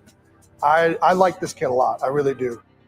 Jurgens was the 3rd pick after Brisker. The 9th pick was Luke Gadecki. This is one of the nastier offensive linemen with pure power. After a tough rookie season at guard, he was moved to right tackle last season, where he excelled. 6 picks after Poles chose Velus Jones Jr., Bernard Rainman went to the Colts. The thinking on the Austrian-born offensive lineman was that he needed to build bulk before becoming a starter. But Rainman was rushed into duty when Matt Pryor, yes, that Matt Pryor, was benched for poor play. He started 11 games as a rookie, and it wasn't all pretty. But in his 2nd year, Pro Football Focus named him one of 2023's breakout players of the year. Another analytics group, Sports Info Solutions, wrote that he dropped his sack rate from 2.2% to 1.2%. Back to the draft, the Bears had no pick in the 4th round and therefore missed an opportunity to draft Zach Tom, who is playing very well for the Packers. Poles did acquire more draft capital by trading down 4 times, where he invested heavily on the offensive line by choosing Braxton Jones, Zachary Thomas, Doug Kramer, and Jatari Carter. Jones has been the starter at left tackle since his rookie season. To the left, pitch left with blasting him out in front with Braxton Jones. And while he demonstrates great athletic traits, he's been unable to handle bull rushes, and fans are wondering how much longer they will have to see Jones being pushed back into their quarterback. Thomas and Carter are no longer with the Bears, and Kramer is still on the roster, but has taken only 2 snaps in his career. Riley Reif was signed in the summer of that year and played several games. He's currently a free agent. Fast forward to Poles' second offseason. In free agency, he signed Nate Davis, who has inarguably been ineffective at right guard. It was even more concerning that the signing pushed Tevin Jenkins out of right guard, a position he was beginning to play at a high level. Since Jenkins moved to left guard, he has not been the same player. The Chicago Bears select Darnell Wright, offensive tackle. In the draft, Poles made his biggest acquisition for the offensive line, Darnell Wright. As a rookie, Wright showed some promise, but was inconsistent. That inconsistency is still evident after 3 games this season. The remaining 9 picks of the draft went to other positions. Potential linemen Poles could have invested in were center John Michael Schmitz, guard Osiris Torrance. Both were selected before Zach Pickens, and while neither of them played well in their rookie seasons, there are signs that they will develop into good players. That brings us to this past offseason. The Bears invested free agency dollars on Coleman Shelton and Matt Pryor. Neither has distinguished himself through 3 games. Ryan Bates was acquired for a 5th-round pick. He's currently on injured reserve with shoulder and elbow injuries. One has to wonder if Tyler Biadasz would not have been a much better free agent investment than any of those 3. In the draft, I personally was very excited about the Rome Odunze selection, but there were 7 offensive linemen selected after Rome in round 1, and only time will tell if the Bears should have invested in one of these players. Good offensive lines are not created overnight, but it doesn't have to take years either. For people who point to the Lions' offensive line, arguably the best in the NFL, and say it took them years to build, there's no doubting that. But look at the Kansas City Chiefs offensive line, considered a top 5 line. Every player on the Chiefs offensive line was acquired in 2021 or later. Of course, hindsight is 2020, but Bears general manager Ryan Poles is paid to have foresight. We'll see how long it takes for him to build an offensive line that can protect Caleb Williams and open running lanes. What do you think of that? That was awesome. Fantastic. Who the fuck was that? That was wild. It was some gal popped in. Huh? That's right. Yeah. What do you think of that, Tooch? That was awesome, man. It's, we pay him to have foresight, like you said, Ryan Poles. Right. And a lot of that is talent evaluation, and I don't think he's that great of a talent evaluator. I mean, I look at some of these other teams that are having success, and they picked guys that have just been fantastic. We haven't really picked any fantastic guys besides Caleb Williams, and I would say Rome Odunze too. But I mean, this is Poles' 3rd year. The best player on the team was probably picked by Ryan Pace and Jalen Johnson. Oh, I see what you're saying. Yeah. I thought you would say the offensive line, which was Tevin Jenkins, who was picked by the previous general manager. Yeah, the best player. Yeah, I mean, and then they moved him to left guard. It's Yeah. like Nate Davis comes in. I only play right guard, man, and I don't practice either. It's like, what the hell, man? Get the hell out of here. You know, put Tevin back there. You're playing left guard, or you're not playing at all, Nate. There's some serious issues going on with the pro player personnel department. Yes. And there's some serious issues with the board. That's the point that I was trying to get across here. The board, you adhere to it, but at the same time, here are the two issues I have. Number one is that the board is sacred. There's no doubt about it. But at the same time, you have to weigh what is most important. Is it a safety or an offensive lineman? Yeah. And so offensive line's way more important than safety. Exactly, especially if you've got a young quarterback. If you've got a Tom Brady back there, you can say, hey, Tom, I'm sorry. I couldn't get you all the guys you really need. So get rid of the ball quick. You know how. Young quarterbacks don't know how to do that. So that's the issue. And then the other thing that I have a problem with the Chicago Bears and their management style, and I'm just rambling here because I forgot what my thought was. Well, the draft board, he said he sticks to his draft board religiously. But man, I'm taking a center over a safety. Yes, or a stud guard. I can get a safety in the 5th round. This 6th round, 7th round. Here's the other thing that I remembered, and I agree with what you're saying, Tooch, is that when it comes to money, and I appreciate Pohl's fiscal responsibility, his conservative approach, but there are times when you got to say, hey, he's an offensive lineman. Let's pay a little extra and bring this guy in to protect our rookie quarterback or to protect Justin, who really needs that prediction. The fact of the matter is that the teams that generally make it deep into the playoffs, they've got a large amount of their cap space dedicated to the offensive line. Quarterback and offensive line. That's what it takes for winning teams. Now, Pohl's may have a different theory on that, but it's proven that that's where the money should go. This is what I'm talking about right here. Yeah. You're learning on the job. Sanders. Aldo, you and I have said this for years. Since I started doing barroom, why do they hire these guys who have to learn on the job? Yes. It's like because they want lower paying general managers and head coaches. Oh, we could save a few thousand, 100,000 on this guy. Yeah, we'll hire him. Perhaps that's what's going on at Hallis Hall with George McCaskey. I don't know. Yeah. But it's just frustrating. And again, I'm not losing hope. Buck mad at us?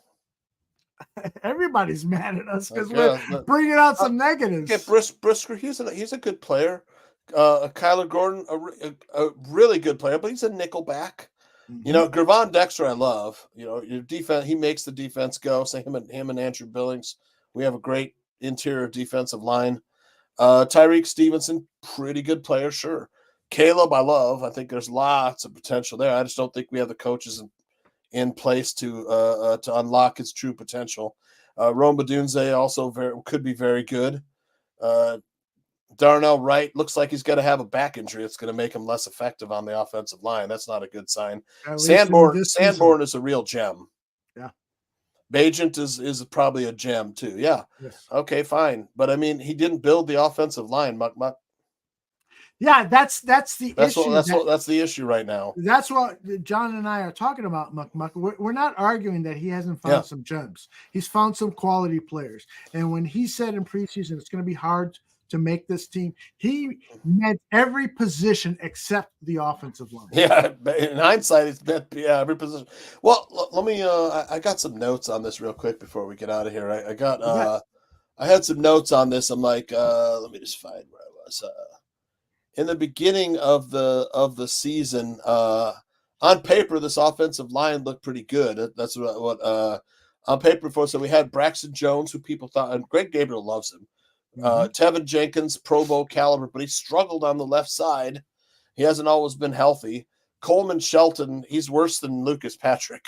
Let's just be honest.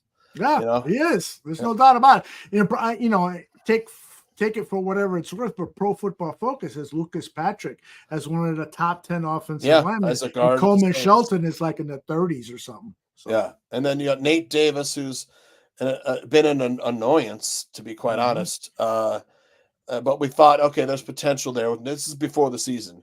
We thought there was potential with Nate Davis. He could be a really good player. And Darnell Wright had a Pro Bowl trajectory.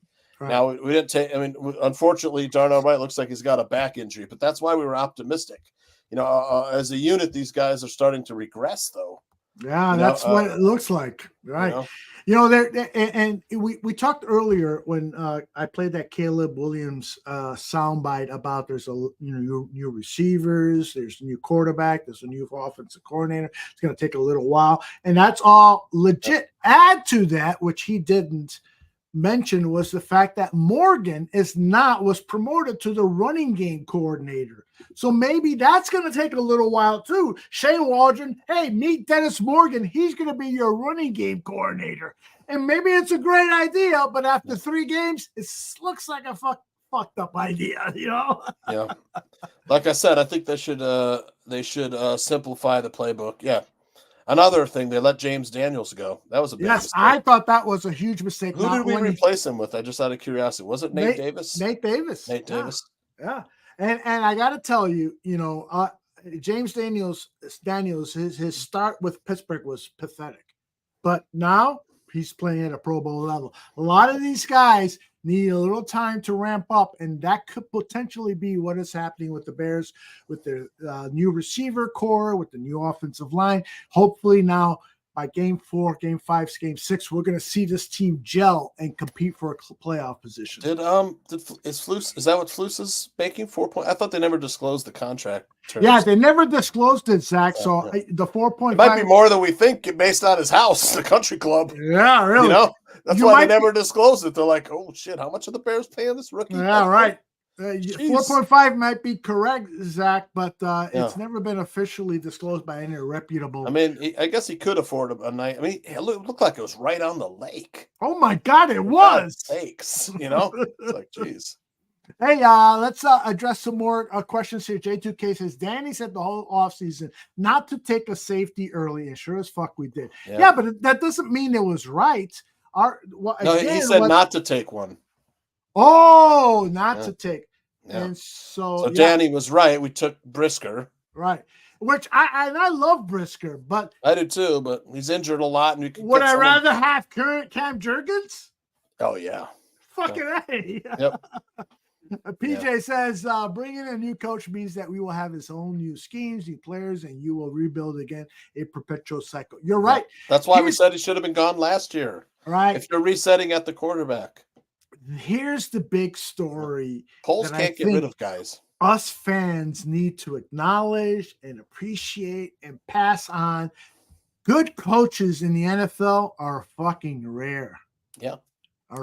And I'm not saying take a shotgun approach and bring in blah, blah, blah. 2 years, it's all you got. No. Bill Belichick had a losing record with the Cleveland Browns before he got to New England, and thank God he got Tom Brady in the 6th round, and that combination made them a perpetual Super Bowl champion. But we've got to figure out a way to bring in a head coach on this team.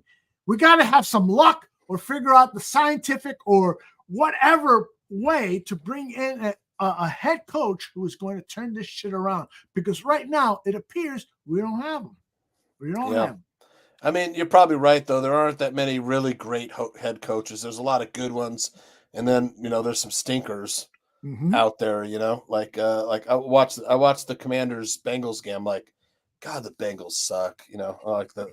You betted on them, right? Yeah, I thought they were good. I did. I thought everybody did. Yeah. Commanders suck. Then I watched the Commanders. I was like, Bengals can't stop them. It's like the Commanders are better than you think. Yeah. What do you think about Jay Grizz's question? Would you think Bill Belichick would work out here in Chicago with his style of ball? See, I'm kind of torn. I mean, do I think Bill Belichick was a great coach, and could he be a great coach now? I'm not so sure. He's starting to become like, going the way of the dinosaur coach, but I don't know. It depends on who he hires around him. If he's just managing a game, he might know the right defensive and offensive coordinators that are going to, take his vision, and bring it to the top level. So let me ask you this. Bill Belichick calls and says, listen, I'm still available. If after the season you're going to make a change, I'd like to come in there. I could work with Ryan Post. I know I was publicly critical of him. I could work with him, but I also would not mind, handling some of the GM duties and taking over the team and taking you guys to a Super Bowl. What would you say? Would you say, come on in, let's talk? Or would you say, fuck you, or what? I definitely would listen. I might even be like, Ryan Poles, he doesn't work here anymore. I'm just saying. I don't know. I mean, I definitely, I'm not a fan of Ryan Poles. I mean, he gave us the trade with Carolina, where it's like the most famous trade ever. But we have Caleb Williams, but I don't think he hasn't put the coaches or offensive line together like is all needed. Right. I've been avoiding this topic, and I didn't want to introduce it at all, but you just provided the perfect segue. Should the Bears have kept Justin Fields and used that first overall pick to select offensive linemen, to build more draft capital, to acquire more assets? We've seen what Justin Fields is doing. And really, the headline there is Justin Fields is the same quarterback he was with the Bears, but he's playing for better coaches, which is why he's 3-0, and his stats are much better than they were with the Bears. What do you think? Offensive line too, and a better offensive line, which they could have had. Teachers, which they could have had if they traded that number 1 overall pick, right? Yeah, and they could have traded back one spot with the Commanders, who probably would have taken Caleb Williams. Mm-hmm. And Caleb Williams from the DC area. That probably would have helped their decision. Then we would take Jaden Daniels. I'm saying why not? I know. Alt. Why not Alt, the left tackle? We could have done either. Or right. Marvin Harrison or Alt or whatever. Yeah. I agree. I mean, but if you got DJ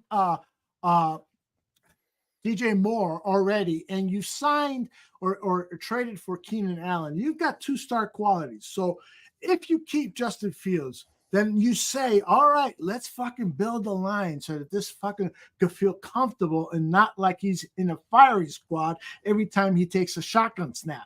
So Joe Alt at left tackle, and you move Broderick Jones inside, or Braxton Jones inside. And then you pick up another highly qualified offensive lineman to play one of the offensive line positions. I'm just saying that there's a different way that this team could have been built, and that we could be the Pittsburgh Steelers right now at 3-0 than the 1-2 Chicago Bears. What do you think?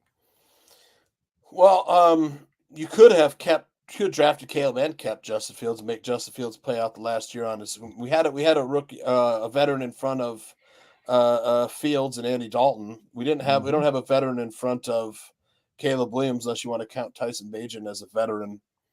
I love Tyson Bagent. That's why I would have taken the gamble on Fields, because of a certain level of confidence that I have in Bagent that, okay, Fields is really not the guy I was hoping he would be. Tyson, get in there, and then we can really see if the offense that we're running under Shane Waldron or Luke Getsy or whatever is the offense, because I think this guy is a traditional quarterback who follows orders and tries to accomplish, unlike a Fields and a Caleb Williams. These guys are improvisational artists. That's their gem. And if you don't have an offensive coordinator who's going to allow them to be artistic and creative, which is what their soul says they are, then you need a Tyson Bagent as your quarterback. I hate to say this. I know I'm going to sound like an idiot. So people who are going to attack me, I hear you. Well, you could have kept Fields, make him prove it on that last year. I don't know why the Bears were so worried about making him prove it for the money, because if he didn't play that great, and you maybe get him at a discount, you're not going to pay him $200 million contract if you didn't play up to snuff. Maybe we could have gotten him for a little cheaper. If he didn't, then he doesn't want to accept the terms, then you've got a backup. You could have taken other guys besides Caleb Williams. But I'm glad we got Caleb. That's the Muck says Caleb is the haul. Okay, fine. then you should have gotten coaches to develop him. You should have built the offensive line. So you could have traded away 9. I love Odunze too, but you could have traded away 9 and drafted a couple of linemen in that first round. Yeah, that's like I said in the video. I was for Rome Odunze. I really wanted Rome Odunze. But at the same time, why couldn't we get back into round 1 or round 2? We've got draft assets for next year. We've got things that we could have done to improve our offensive line in the 2024 draft, and we did not do that. Now, hold on. Stop the presses. Karan Amigaje has been practicing, and do I have the soundbite? Eberflus talked about Amigaje getting ready, that he's getting closer, although sometimes when it's a kid that could play left tackle, I think. Yeah, right. So you could potentially bench Braxton Jones he's or have time, him moving inside. I don't have that, but let's take a look at what let's take a listen to what Eberflus said about the offensive line. Yeah, we're looking for the best 5. And again, that's not, we don't want musical chairs in there. We're not at that point. We want guys to solidify themselves in there by their performance and then keep going in terms of the consistency, having week after week performing at a high level. So that's what we're searching for. It's early in the season. We're looking for that. And, some of the guys are doing that. We just got to keep pressing the whole group to do it.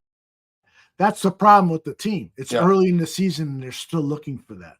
Right? Yeah, that should have been settled in preseason. That's what I was about to say. It was just taking him 3 games to be. He's been looking for 3 games. Mm-hmm. Yeah, there were other wide receivers out there we could have gotten later, guys. I know what I'm saying.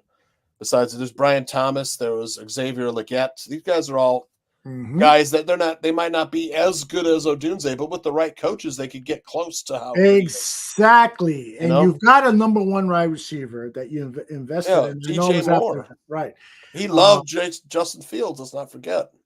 He was like, "Why are we getting rid of him? This guy's a great quarterback. He does everything you ask him. He's great. Right? He's a great teammate. Blah blah blah." But he did love. I do not want anybody to 3 years from now select this piece of video of you and I talking about Rome Odunze. Say, "Oh, this guy didn't want Rome Odunze.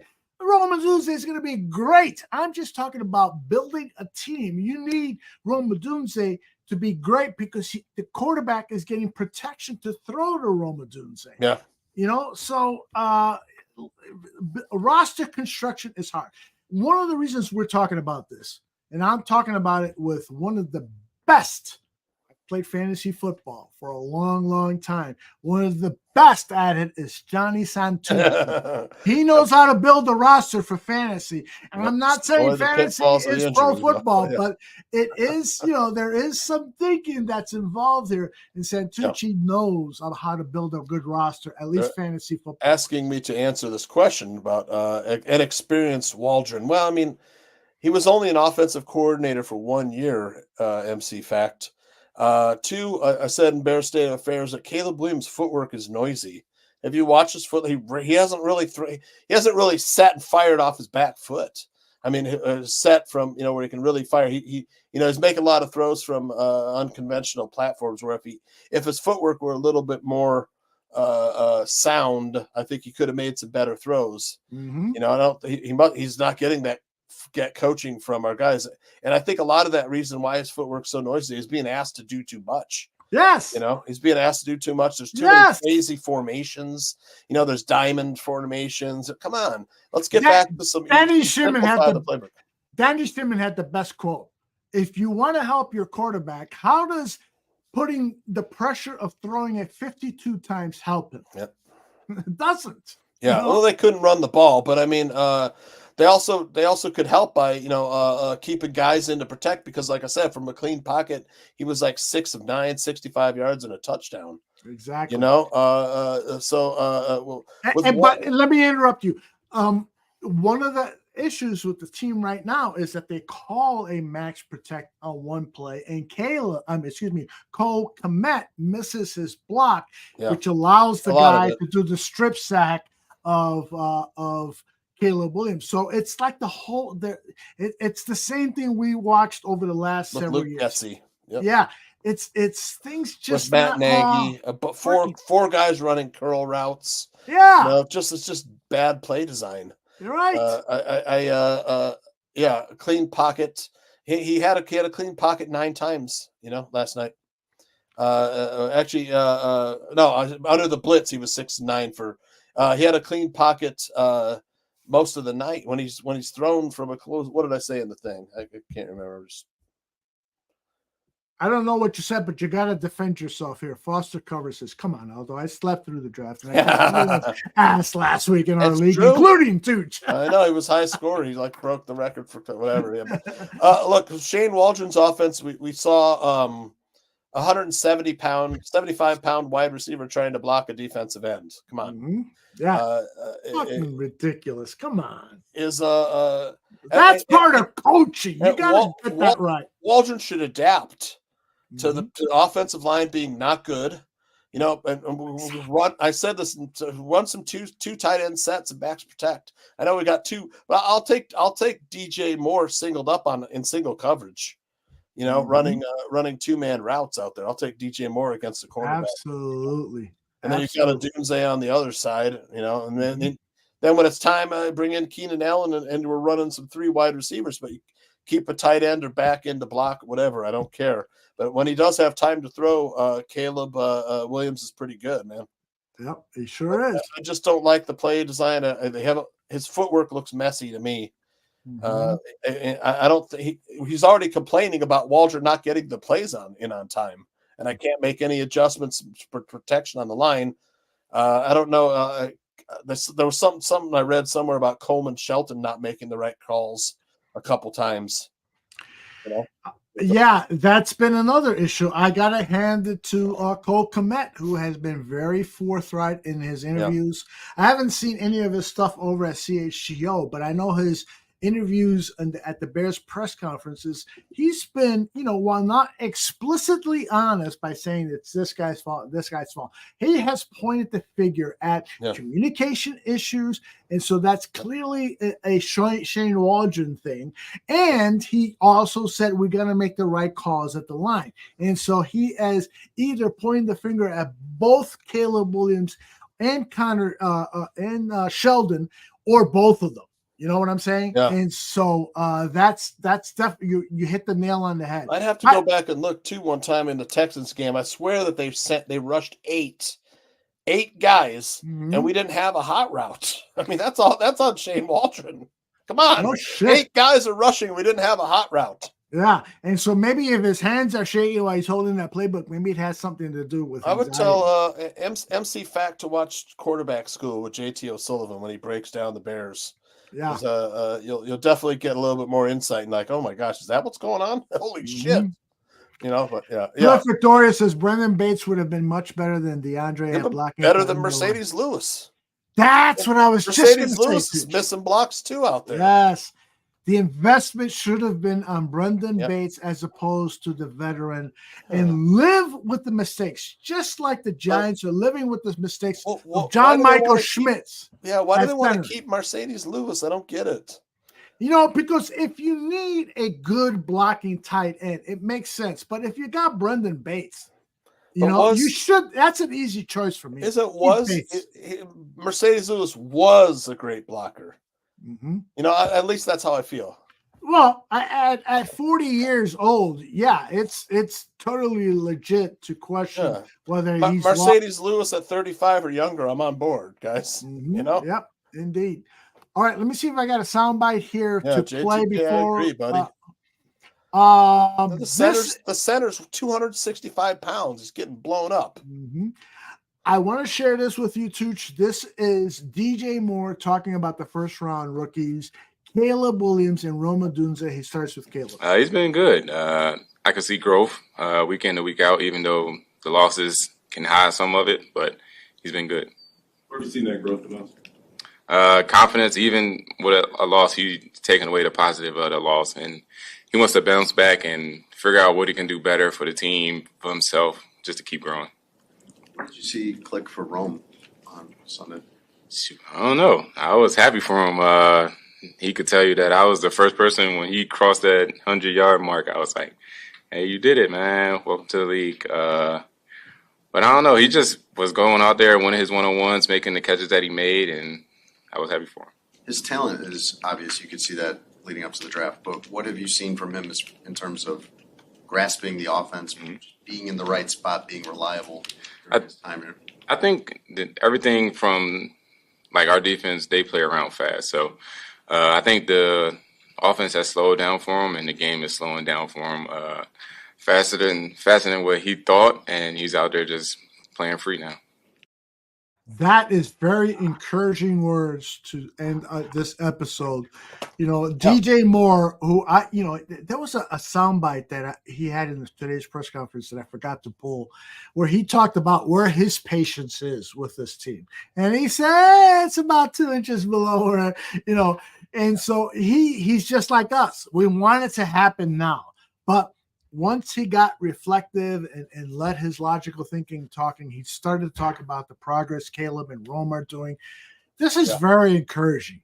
After 3 games, you got Caleb Williams throwing for over 300 yards and Roma Dunze getting his first 100 yards. That's a combo that the Chicago Bears fans, I'm sure, will be relying on for the next 10, 15 years. Yeah, I said there's a lot of great things that I saw in the game from Caleb Williams and Dunze. You did. Cole Kmet. These are young skill position players. Roshan Johnson.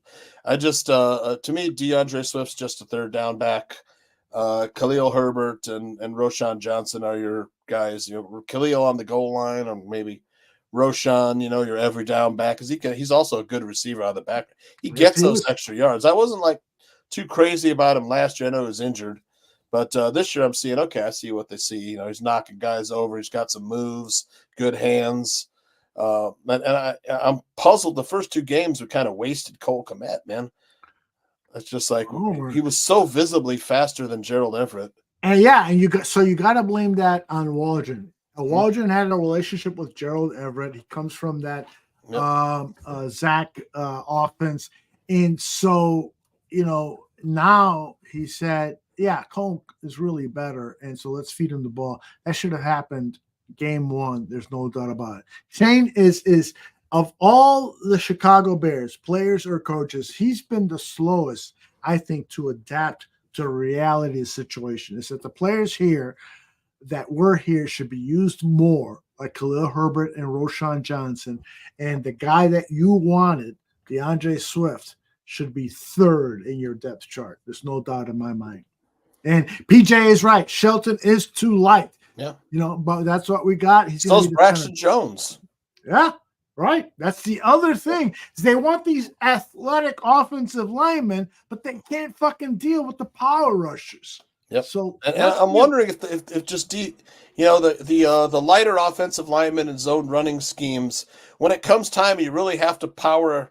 They were 4th and goal, 1, 2, 3 plays on the goal line and couldn't punch it in. Mm-hmm. Then they ran that stupid shotgun wildcat, with DeAndre Carter, and then DeAndre Swift got caught 10 yards, lost 10 yards on the play. They lined him up 10 yards deep. I'm like, as soon as I saw him, this play is never working. Kick the field goal, Eberflus. Come on, your team cannot punch it in. Right, and that's I do blame Caleb on that, because I do think that a quarterback who has complete control of his senses during that time sees, okay, we've practiced this play, this fast, what's it called? The fast, whatever. Anyway, we've practiced this play. It was very successful in practice, but they're not showing us the same look. Yeah. So we've got it wrong. Timeout. Yep. Timeout. And send the field goal team out there or change the play, whatever.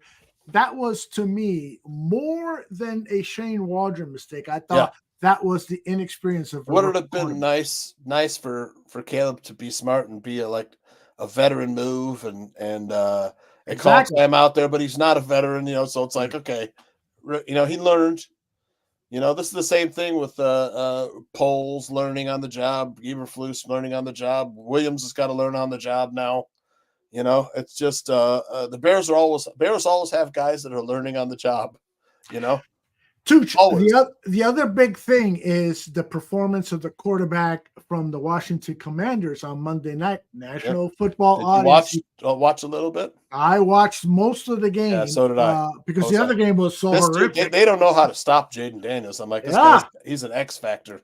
So what do you say? And I'm not even going to go there. there's no fucking way you would have taken Jaden Daniels over Caleb Williams.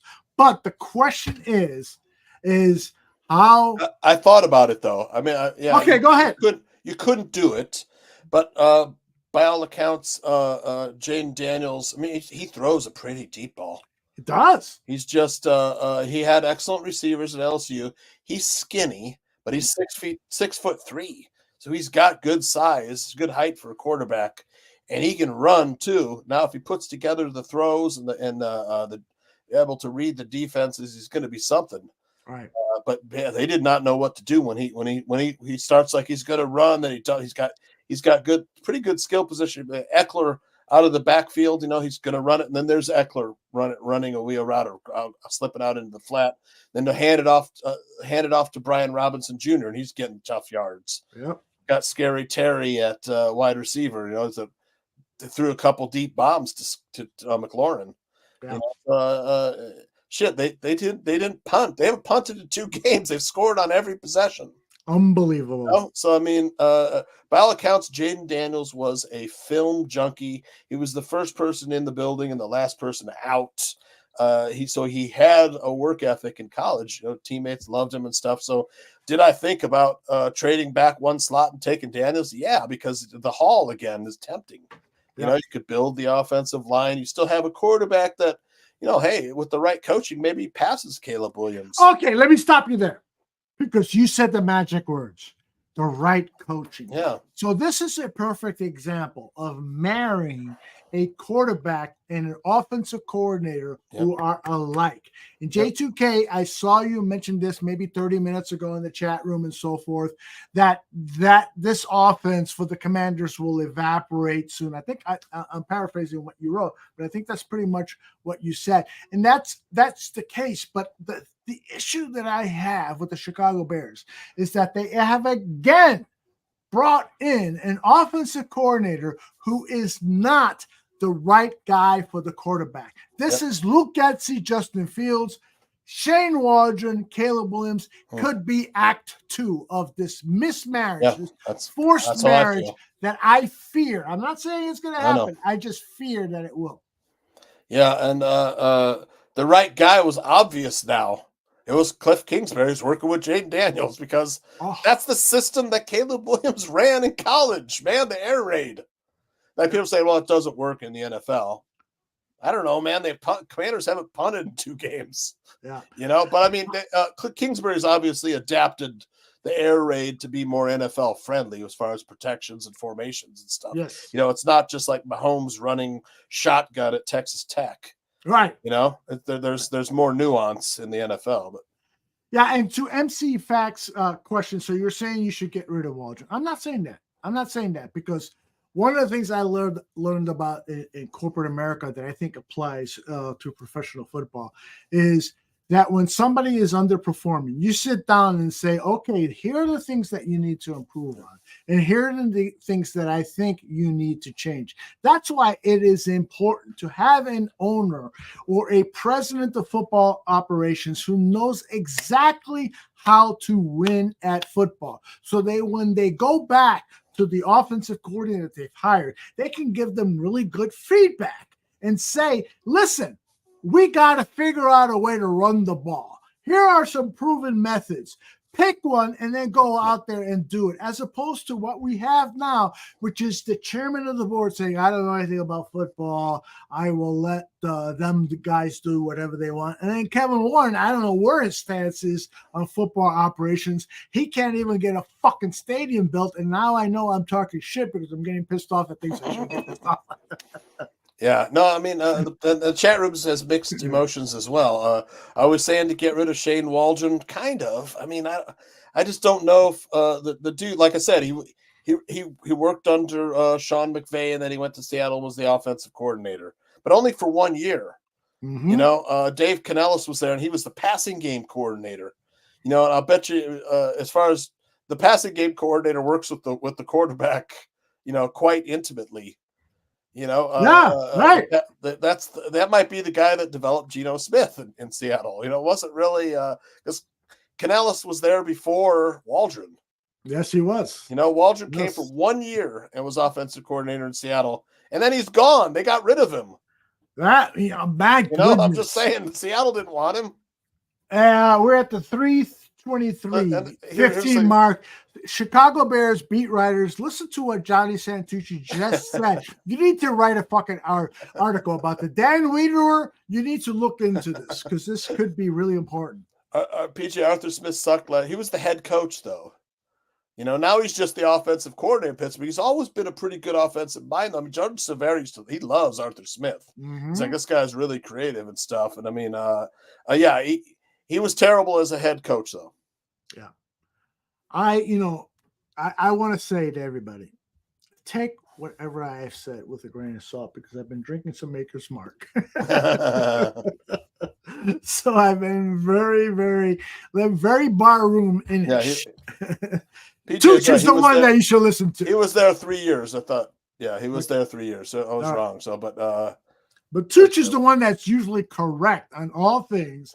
Waldron was an OC for 3 years in Seattle. Yep. Yeah, PJ and everyone else, if you joined us after the Bears State of Affairs that Tooch did about an hour ago or so, a little more than an hour ago, you should go back and listen to that. He did a brilliant job of dissecting what is going on. It was long though, but I mean that's. I didn't feel that way. I really did. Yeah, I really. I was like trying to cut stuff, but I left it in there because I wanted to draw the whole picture of how it's organizational. It's probably again. This is the thing. We collapse at all levels of the organization. Yeah. Well, I'll tell you, the video that I showed you that I did for Buffon 55 was 6 minutes and a little change. I could have easily taken a minute and a half out of that, but I just didn't have the time. Yeah. I was putting it all together, and then it's an hour before airtime. All right, I got to fucking download this because it takes a few minutes. Yeah, but I mean, Seattle didn't really want him, anymore. They didn't re-sign Waldron. That's right. They didn't. And the Seattle media, I found the clip of this as I was doing a Buffon 55 piece. The Seattle media was really upset at Shane Waldron because he didn't run the ball more. And this is a quote, almost verbatim, from one of the Seattle media guys. He said, even Pete Carroll said in press conferences, unsolicited, I wish we would have run the ball more. Now, end of quote. Now, Pete Carroll is a defensive coach like Matt Eberflus, so I'm worried that he might be giving Shane Waldron even more leash to do dumb things, which is like throwing the ball 52 times and not working harder to establish a run game. That's my worry. Hopefully those concerns will be gone after. That's why I say Matt Eberflus is not a good head coach. He's a great defensive coordinator, though. He really is. And if he was a good head coach, he'd go to Waldron. He's like, why the fuck isn't Cole Kmet playing? All right. Why the hell is DeAndre Swift out there more than anybody else? When you got Roshan Johnson bowling people over. Let's hope that Eberflus Lakeshore home is paid for because he might be at a head coaching job soon. Yeah, whoever's coordinating the offense with the offensive line, whether it's a combination of Waldron and Chris Morgan and I forget who else. There's a passing game coordinator too with the Bears, I think. Quarterback coach, passing game coordinator. Whatever it is, it's an uncoordinated to me right now. Will it get better? Probably. Right. But I think it might be something like I said. Defenses are adjusting to offenses, and offenses are slower to adapt to what defenses are doing. That's agree. Things are right now. Yes, in the NFL. right now, exactly. Right now in the NFL, defenses have adapted to what offenses have been doing, and offenses have not adapted back. Right. If offenses get back to running, bread and butter stuff, like I said, simplify the playbook. We don't have the offensive line for this. We don't have maulers though. But what I think we have to do to beat the blitz and stuff is just pound the defense. Right. Wear them out with the run game. I'm with you 100%. The big major change in pro football defenses is that they're playing more of this umbrella defense. This is what Mel Kiper Jr. was complaining about. And so they are taking away the deep explosive plays, and teams that are using short passes and running plays are taking advantage of that because they matriculate their way down the field. And then if you got a good red zone offense, you're going to push the ball into the for 6 Beat the points zone. and you win. And if you don't adhere to any of those things, then you've got a big fucking problem with your offense in the NFL. And I think that this is what's happening with the Chicago Bears right now, is the failure to recognize that and deal with that, and the fact that you've also got a mishmash of new players playing together, which is very difficult to build cohesion. Yep.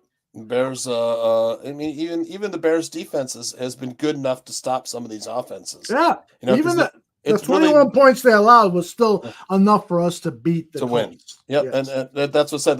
The reason we're in 3 games this season so far has been the defense. Absolutely. You know, but I think Eberflus needs to hand the reins over to the defense so he can focus on being a head coach. Tooch, I got a question for you. Torrey Taylor, picked in the 4th round, outstanding kicker, punter from Iowa. Your backs. Do you think that the Bears should have perhaps said, "Hey, let's see if he's available in the 5th round, so that we can pick a offensive lineman in the 4th round"? Now, I haven't studied that to see who was available. Although that guy we had that was in camp with Corliss Waitman, he kicked it just as far. Oh my goodness! And I love Torrey Taylor, but that guy. Me too. I'm kind of the mind you never draft a punter. Yeah. You know, that's why I kind of was a shock. We drafted a punter. What the fuck? You know, know, I love the idea, great and stuff, but it's like, I love the idea of having that strategic pick. You know, the 4th round, it's a little too rich for me. Once we drafted Todd Sauerbrunn in the 2nd round before, we've done dumber things as an organization. But yeah. I'll never forget the Mr. time Hang Mike Time. North, who was here in the Barroom Network, he was on WSCR, and he said we should draft Sebastian Janikowski over Brian Urlacher in round 1. Like, what? And to this day, Mike North defends that by saying Sebastian Janikowski is a Hall of Fame kicker. And at the time when he said that, Urlacher wasn't in the Hall of Fame. But I just don't understand that type of thinking. His kid's a kicker somewhere. Was it Florida? Who? Sebastian Janikowski's really? Kicker. Yeah. I didn't know that. Jigsaw says Caleb in the offense was looking good in the forecourt in the last game. Dean Janikowski for the Washington State. Look at that. Yeah, all right, he's kicking it like 50, 60 yards, just like his dad, too. The Janikowskis have some strong arms, man. Yep. Jay Grizz, let's go. I believe he'll get 3 touchdowns this weekend. He's referring, of course. I guess we should talk about the Rams a little bit. I know it's getting late and stuff, but go ahead, share your thoughts. The Rams have a lot of injuries along the offensive line. They won't have Cooper Kupp. They won't have Puka Nacua. So, I mean, do we have a chance to win? Yeah. If the offensive line and the coaching staff doesn't let us down, you know, I think they've got a good chance. We have to pressure Stafford, of course. But Stafford is a smart quarterback, man. He's been in the league forever.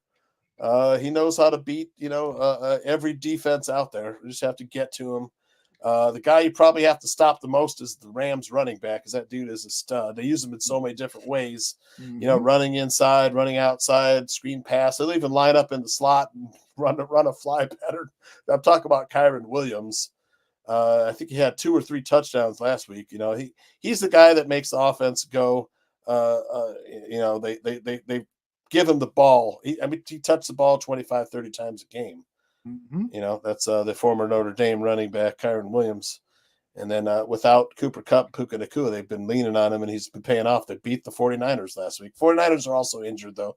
They didn't have George Kittle. They didn't have Deebo Samuel. So, but Brock Purdy, pretty good, man. We play the 49ers this year? Yes, we do, right? late in the season. The last third of the season, I'll bring up the schedule here as soon as I can scroll up and find it. There it is, week 14. Week 14. Yeah, Brock Purdy is a pretty good player, man. I think he was like 22 of 30 last week, and they still lost. He didn't miss a lot of passes. Are you going to make him the highest paid quarterback in the NFL? He was Mr. Irrelevant. I know. Well, he's got to get paid. Okay, so this is how I feel. It's like coaching is so important. I mean, look what the 49ers did with a 7th round draft pick. Yeah. No, they turned him into a Pro Bowl quarterback. Mm-hmm. You know, Kyle Well, Shanahan. look at what the Bears could potentially do with Tyson Bagent. Undrafted quarterback. Undrafted, yep. From a Division 15 school. Yeah. Yep. All right. So let me say this. The Chicago Bears could annihilate the Rams if they smartly bring in more max protect. They've got Jared Verse, first-round rookie who is playing really well. In fact, Eberflus talked about how much he really liked him during the pre-draft process and so forth. So we've got to just stop their rush. That defensive backfield for the Rams, Tooch, you should know this, is decimated by injuries just like their wide receiver group. Yep. So when it comes to the passing game, Caleb and the Bears should dominate if Shane Waldron calls a good game and does the things necessary that allows Caleb to throw from the pocket without much pressure. That's the key to the game, in my opinion. I agree. You know, it's a classic letdown spot for the Rams. They're coming off a big win versus their hated division rival, the number one team in their division for so many years. That, you know, they're coming. It's definitely a letdown spot for the Rams. The Bears are coming off a loss where they did a lot of stuff wrong. They're like, why did we do that? You know, they're like, we got to correct this. Hopefully they're focused, more focused this week, and they're able to get a victory back to 500, get a victory against the Rams. Am I being too dramatic when I say that this is a critical game in the story, the narrative of Matt Eberflus? He comes off of a difficult road loss to his former team, the Indianapolis Colts, and we saw that he was directly responsible for some of the errors that cost the Bears the loss. And now he's coming home to play a injury decimated Rams team. If he does not win this team, John Santucci, is it fair to say that these Bears and Matt Eberflus are in trouble? I think so. Yeah. 1-3. I mean, we'll flash that schedule up there. Okay. Here it comes. I thought Colts, Rams, Panthers, Jaguars, those were all winnable games. We didn't get the Colts game. It's on the road though. The next two games are at home. If we could be 3-2 and heading to London, the Jaguars have been a disaster this year. Trevor Lawrence may not be the guy that they thought he was. For whatever reason, it just hasn't performed up to expectations in Jacksonville. They may be looking. He just got a huge contract too. Unfortunately, I don't know what the Jaguars could do. Maybe they probably will fire coaching staff, and repeat, try and find somebody to develop Trevor Lawrence. Yeah. But if we're 3-2 going into London, I think we have a good chance to come back 4-2. First, we have to beat the Rams. I think we could beat them. Sean McVay, he's one of the best coaches in the NFL, though. Because he's way better than our coach. That's for sure. There's no doubt fucking about that. Yep. Danny Shimon said something to me that was very disturbing. He said this on the Buffalo 55 show, which you can find on our YouTube channel or our audio podcast. Just search for Barroom Network. He said in the matchup between Matt Eberflus and the Rams head coach, there's no doubt about it. I'm not picking the Bears head coach to beat him. And I'm, as you can tell, I'm fucking forgetting who the Rams head coach's name is. Sean McVay. Sean McVay. Thank you. Sean McVay is a much better coach than Matt Eberflus, and that's why he picked the Rams to beat the Bears. I hope that's. Have you watched Sean McVay on the sidelines? I love Sean McVay. He's just so calm, and he's looking. He's like, all right, I know what they're doing. I know what I'm gonna do. He's very quiet. He doesn't get emotional. It looks like he's in control the whole time. Mm-hmm. I gotta tell you that there was a soundbite. This was maybe 2 years ago, where Sean McVay was asked, "What's your evaluation of the team's defense that you're facing?" And he gave a 20, 30, 40-second response that told me this guy is fucking brilliant. You know, the way he was able to describe what the other team's defense was doing and how he needed to attack that defense told me this is a great fucking mind. And there aren't many guys like that. And unfortunately, I know J2K loves what Eberflus has done with the defense, but it's not at the level of what Sean McVay has done. Nobody right now is saying anything about the Eberflus coaching tree. Nobody. And it's not going to happen. McVay's got a tree.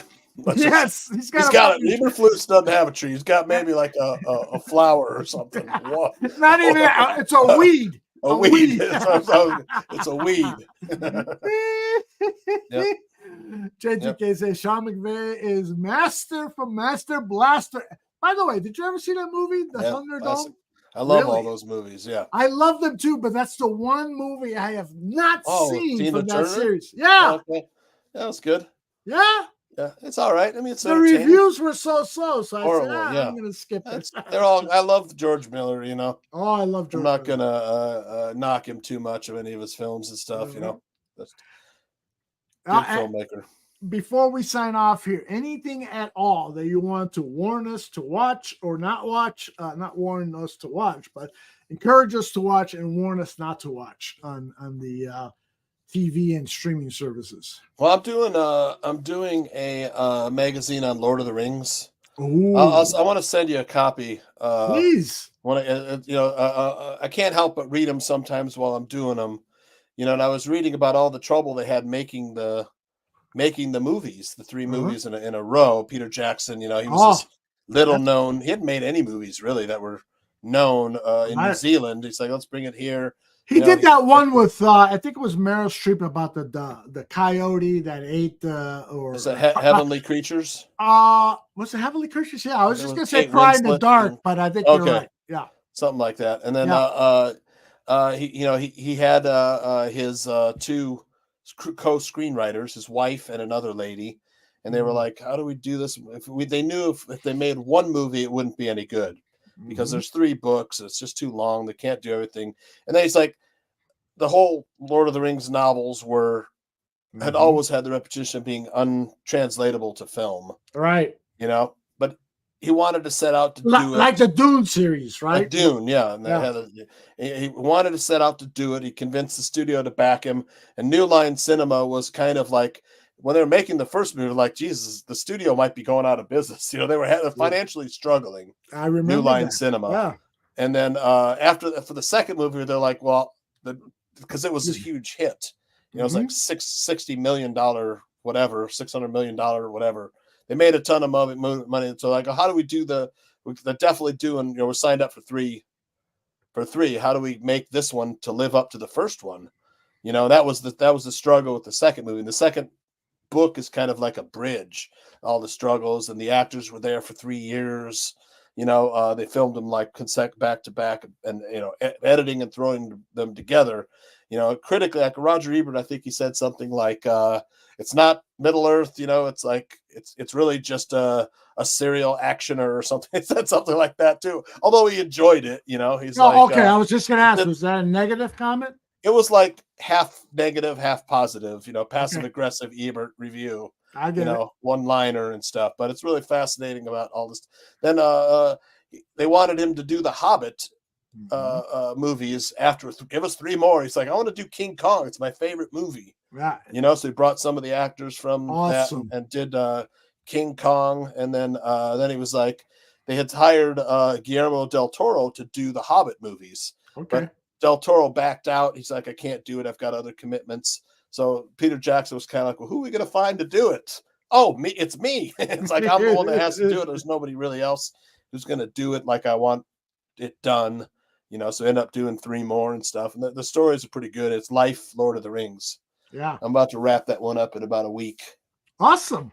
Yeah, I love the way you laid that out. Yep. Great storytelling with names, filmmaker names that I really love. Guillermo del Toro and Peter Jackson. Those guys are whatever they have made. If they make the home I put video, on the movie the other night, and I'm like, after I'd read some of the magazine, I put on the movie the other night. I'm like, to kind of see inside of like what they were doing and stuff with the vision that he wanted to bring together. Cool. Hey, I wanted to before we sign off, and I know it's late. It's 11:46 right. Central. I take a sleepy pill. Be out for 6-7 hours. All right, don't sleep through your alarm. I showered before the show too. I'll just All right. Well, I haven't showered in 3 days, which is why I'm hearing this. That's me sometimes too. I showered for 3 days. I'm working from home sometimes. Exactly. That's what happens when you work from home. Yeah, I don't need to shower. All right. The M. Night Shyamalan movie I saw. Yeah, I you know did. you've Yeah, seen Trap. it. So let's start with you. Tell me your thoughts, and then I'll share mine. Well, I really liked it, man. I'll say I thought it was very well done. You know, and I love I thought, I mean, I was like, how much can they do with this, you know? But he did. It went to here, it went to the house, it went to this and that, and you know, all of the things that he's trying to get out of this situation. And they make you root for the serial killer, you know, like I want him to get away, you know, because he's Josh Hartnett, and I kind of like Josh Hartnett as an actor, and you know, but he's a horrible person, you know. And then it's like, you know, the person who was hunting him, the old lady serial killer, you kind of only see her as like in passing, like there she is. Oh, she's, you know, and then kind of comes full circle and stuff. I don't want to give away stuff, but I thought it was really excellent, man. All the cast was great. I did not. You didn't like it? I did not. No? Oh, wow. I hated feeling like that because I'm a big M. Night Shyamalan, and I walk into every movie hoping that I'm going to love it. But I just felt like, boy, there's so much implausible stuff going on here. Yeah. I can suspend my belief, but when you're working on a drama movie, it's more difficult to forgive multiple times or, okay, that one fucking happened. In a science fiction movie, anything can happen because it's science fiction. But in a drama movie, there was time after time. I'm probably overrating it, you know. Yeah. But Well, maybe I don't know if you are or not. Because I went to Rotten Tomatoes and it's got like a middling tomatoes review. So I think, you know, there's people who feel very passionate like you do, and people who feel like I do. I just feel I recommend people watch it. Because it's M. Night Shyamalan, it's some good acting. No, it's some great tracking cinematography. camera, slow track. Yes. Beautiful. Love it. So you should watch it. Claustrophobic at times. As a cinephile, I thought it felt a little bit lacking. Anything else that you want to talk about? Well, for as far as Trap is like, I guess I'm kind of like, I kind of feel like Hollywood's in a rut as far as originality. And here comes M. Night Shyamalan. He always tries to give us something original, you know, and he's a fantastic director. And, you know, he's a really good storyline. And I'm kind of the belief, too, and you and I have talked about this before, is that I'm not sure there's too many more original ideas out there as far as we've been making movies for over 100 years. You know, how many original ideas can there be? I'm hopeful that there will be more and more and stuff. Yeah. But I it's do kind of a think dry that period. because the world is changing, there are going to be more original approaches to dealing with the same stories that have existed for centuries. There's a brilliant writer, theorist named Joseph Campbell who wrote a book that was very influential. Power of Myth. Well, he did The Power of Myth with Bill Moyers, the PBS series. What was the other one? The Hero's Journey? The Hero's The Hero with 1,000 Faces. The Hero with 1,000 Faces, Fantastic title. Joseph Campbell's brilliant. Yes. And so what he says is that all stories are based on a basic mythological fact. Exactly. The hero's journey. And so I recommend that you watch either The Power of Myth with Bill Moyers. It's a 10-part PBS series, or read the book or whatever. But at Disney, one of the Disney executives, I forgot who he was, basically had a writer surmise everything about the Hero with 1,000 Faces and told all of the writers and directors and creative personnel at Disney, this is what we want to do for animated films. And so if you watch Hercules and you watch any of those animated films from the 80s, 90s era, they all follow the hero's journey. By the way, would you answer this question for Berlissimo? He's got 2.5. I got to tell you that it's been more and more common for people, myself Hey, Kuda, I don't know if I don't want to speak for everybody, but last night I fell asleep at like, I don't know, 8 maybe, and I woke up at 10:30. I'm like, God damn it, I can't fall back asleep. I'm like, I got to take a sleeping pill. I didn't want to take a sleeping pill. Fell back asleep. I wake up at 3. I got to pee. Then you end up taking like a melatonin gummy, and then you're like groggy in the morning. It's like I don't want to, I'm like trying to avoid being groggy in the morning, but sometimes I only get like 2.5 good hours of sleep, feel completely rested, and then I kind of broken sleep for the rest of the night. It's just horrible. Pretty wild. Yeah. Bellissimo asks about Stranger Than Fiction. He says it isn't believable upon reality, but it's an absolutely amazing. Is that Will Ferrell? Yeah, I don't know this film. I think it's Will Ferrell. Okay. Bellissimo, give us a little more information. Yeah, I haven't seen that one. I was wanting to see that too. Yeah. Oh, Bellissimo says the only reason why he's I have to. Gosh, I was like, I'm keeping alive Aaron Mikulski's man cave, but he recently went through a divorce and sold his house, so he no longer has this man cave. So I'm keeping alive. I text with him just to see how he's doing and stuff, But I want to shout out Aaron Mikulski just for surviving the tough time. I didn't. That was why he wasn't really like in the chat room and stuff with us and stuff. So, but went through a tough time. He's on his feet again. So Aaron is one of my. Yep. Yeah, Aaron is one of my fantastic guys who have been involved with the Barroom Network. Yep. He worked with you on what was the stream? I have a stream, and I have a stream. Yep, I have a stream. Yeah, and he's been a guest on this show. Really love him. I hope that he's well, and when he's ready to come back on this show to be a guest, we would love to have him. Absolutely. Yeah, that's why he turned down some of our requests and stuff to have him on. Mm-hmm. Yeah. Zach says that's a cool movie, Stranger Than Fiction. Good watch. Bears fans are all in tragedy. And Bellissimo as Will Ferrell, Dustin Hoffman, Emma Thompson. I gotta see that one. That's one that passed me by. That is a great effing cast. There's no doubt about it. Yep. All right, Tooch. Weekend sports betting tips is Friday at 6 p.m. Central.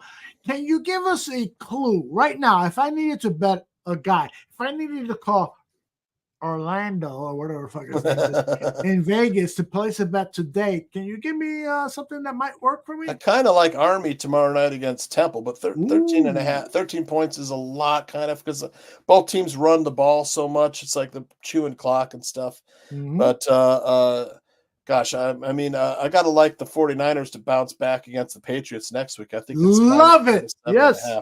On Sunday. That's about the best bet I could get. The Patriots are kind of surprise people that first week, but they're going through as much change as the Bears. They're not playing Drake May, so he's learning the NFL behind Jacoby Brissett. But yeah, Bellissimo likes the Rams and the over. Wow, Bellissimo. It's 40. The over's low though. He's kind of right though. It's 41, I think. Yeah, 40 and a half now. I can't see the Bears losing this game. I really can't. Straight out, I don't know. So what's the odds? The Bears -3. So you're getting a field goal with the Rams, but it is, like I said, it's kind of a classic letdown spot for the Rams. They're coming off that big victory over the 49ers. I'm with you. They've got to come on the road to Chicago. They're struggling, but they got to be more focused. Man, there's a lot of injuries on the Rams side too. But exactly, like Bellissimo said, Stafford eats cover too. There were times where C.J. Stroud was eating up the cover too. Where he would like drop back, the quarterback would pass off Nico Collins, and C.J. Stroud hit him immediately before he got to the next defensive back. And this Rams team seems to do a lot with unknown wide receivers that just they plug into the system. Puka Nacua came as a rookie and had 1,000 yards. Cooper Kupp was Bellissimo. He wanted the Bears to draft Cooper Kupp. He was like, I'd pick him in the first round. I remember Rams took him in the second round. But Bellissimo, he said Cooper Kupp's the best wide receiver in this draft. I remember that. Aside from injuries, the guy was on what might have been a Hall of Fame trajectory. The guy's incredible, a route runner. He's got like crazy legs, that throw the defensive back. Yeah, Cooper Kupp was this guy. He also loved Chris Jones. I'd rather have Baralissimo picking Bears draft picks than Brian Poles. He's been more right than Brian Poles. Yeah, we need Love you. Chris Jones. That to dude's a move. monster. We need you to move to Lake Forest, Berlissimo, and get you a job over at Hallis Hall. No doubt about it. All right, so talk to us about weekend sports betting tips so we can close the show to Sean and Anthony. I'll be here sick. We're talking college football week 4. Week 5 and NFL week 4, and then Sean and Anthony will talk run down some MLB wildcard games. And let me ask you this question: if I'm not a betting guy, why should I watch weekend sports betting tips? I mean, Sean's pretty funny. He's a character. Look, he's a character. He comes on and trolls some of the other shows and stuff. But he's very funny. He's very smart. He loves talking about food and stuff too. So Cliff Victoria would like that too. He likes talking about that. And him and Anthony are really funny, and they have tons of experience as far as whether or not to place a bet. What the numbers are telling you from a line and where to go. Giving out some plays and stuff. But we got a Major League Baseball wild card games coming up. That's exciting. It's a fun show. Yep. I got to tell you that you are absolutely right. What a great trio that you guys are. It's not about, I'm not, big into betting. Once in a while I make a bet here and there. But it is a very entertaining aspect. This much, you guys, I'm not saying you followed the Mike North playbook on sports betting shows, but it does feel like that. Mike and I will talk about betting on one of his shows and stuff, and you guys transcend that. Because I like to have Uncle Mike on sometime with us. I try and get him on, but it's Fridays. He's doing other stuff. I know that he wants to. We'll work it out. Yeah, we'll work it out. Yeah. Bellissimo says weekend sports betting tips is a better watch than finding it out if the weather works. You may not be invested in the weather in Tamworth, but it can be fun to find out. I think I played one last week. I can't remember. What did I have? What did you have? Let's do a little audit here. Let's see. I had 2 weeks ago at Eastern Michigan. That was a winner versus Jacksonville State. Mm-hmm. And then actually I lost. I had the Cowboys. Lost. The Ravens went in there and spanked them. Yeah, I didn't expect that, so I don't blame you for losing that one. Well, I mean, coming off a loss, the Cowboys are 14-1 straight up. They don't lose 2 in a row that often. And against the spread, they're 12-3, and they were getting 1.5 at home. Mm-hmm. So, but the Ravens didn't want to go to 0-3. Indeed. So. Zach Sullivan reminds us that Bears Country Productions podcast is tomorrow night. And I will remind you that the Mac and Reed show before BCP is on here on the Barroom Network. And I also want to share it with you. BCP? Yeah, BCP. Are you down with BCP? Yeah, I've been on there a couple times. They love you, and they would love to have you back. I know that. By the way. Okay, guys and girls, if you like what you see, give us a like, press the bell, and subscribe. Thank you, sweetie pies. She's your type. Definitely my type. Yeah, I was going to say, she's your type. I know. Slightly Asian, dark hair. Exactly. Maybe about 40 years too young. Yeah. And by the way, if you ever go see a game with Foster Covers, make sure you know that when he is looking at his TV,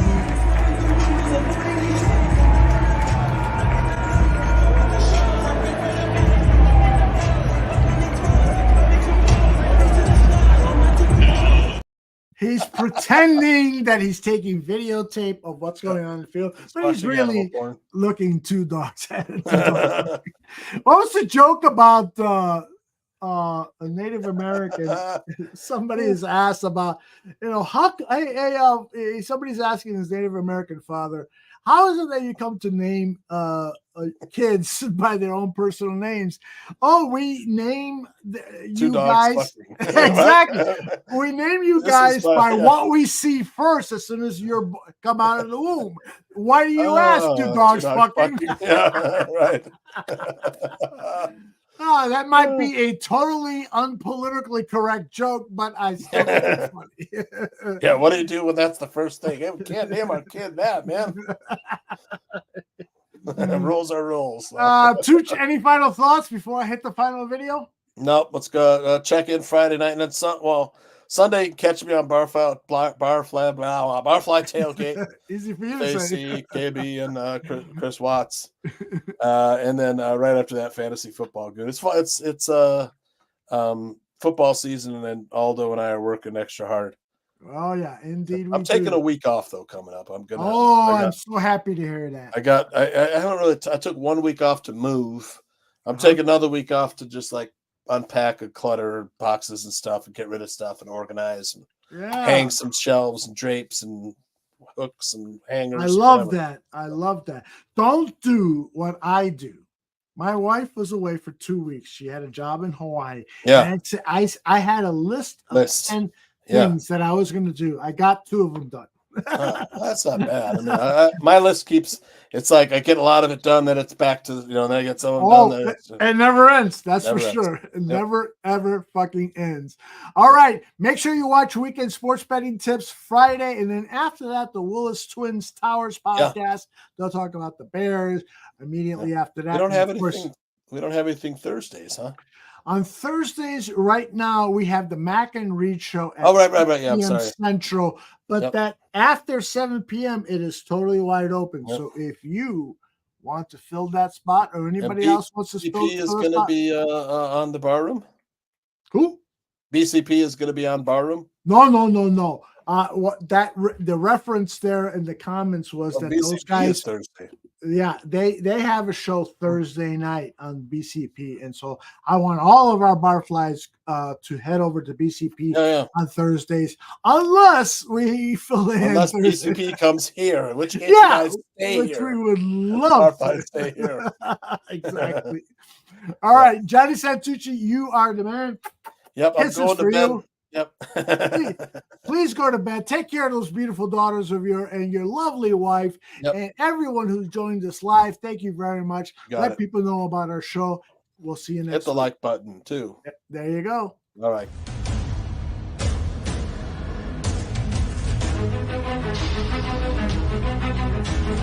Thank you.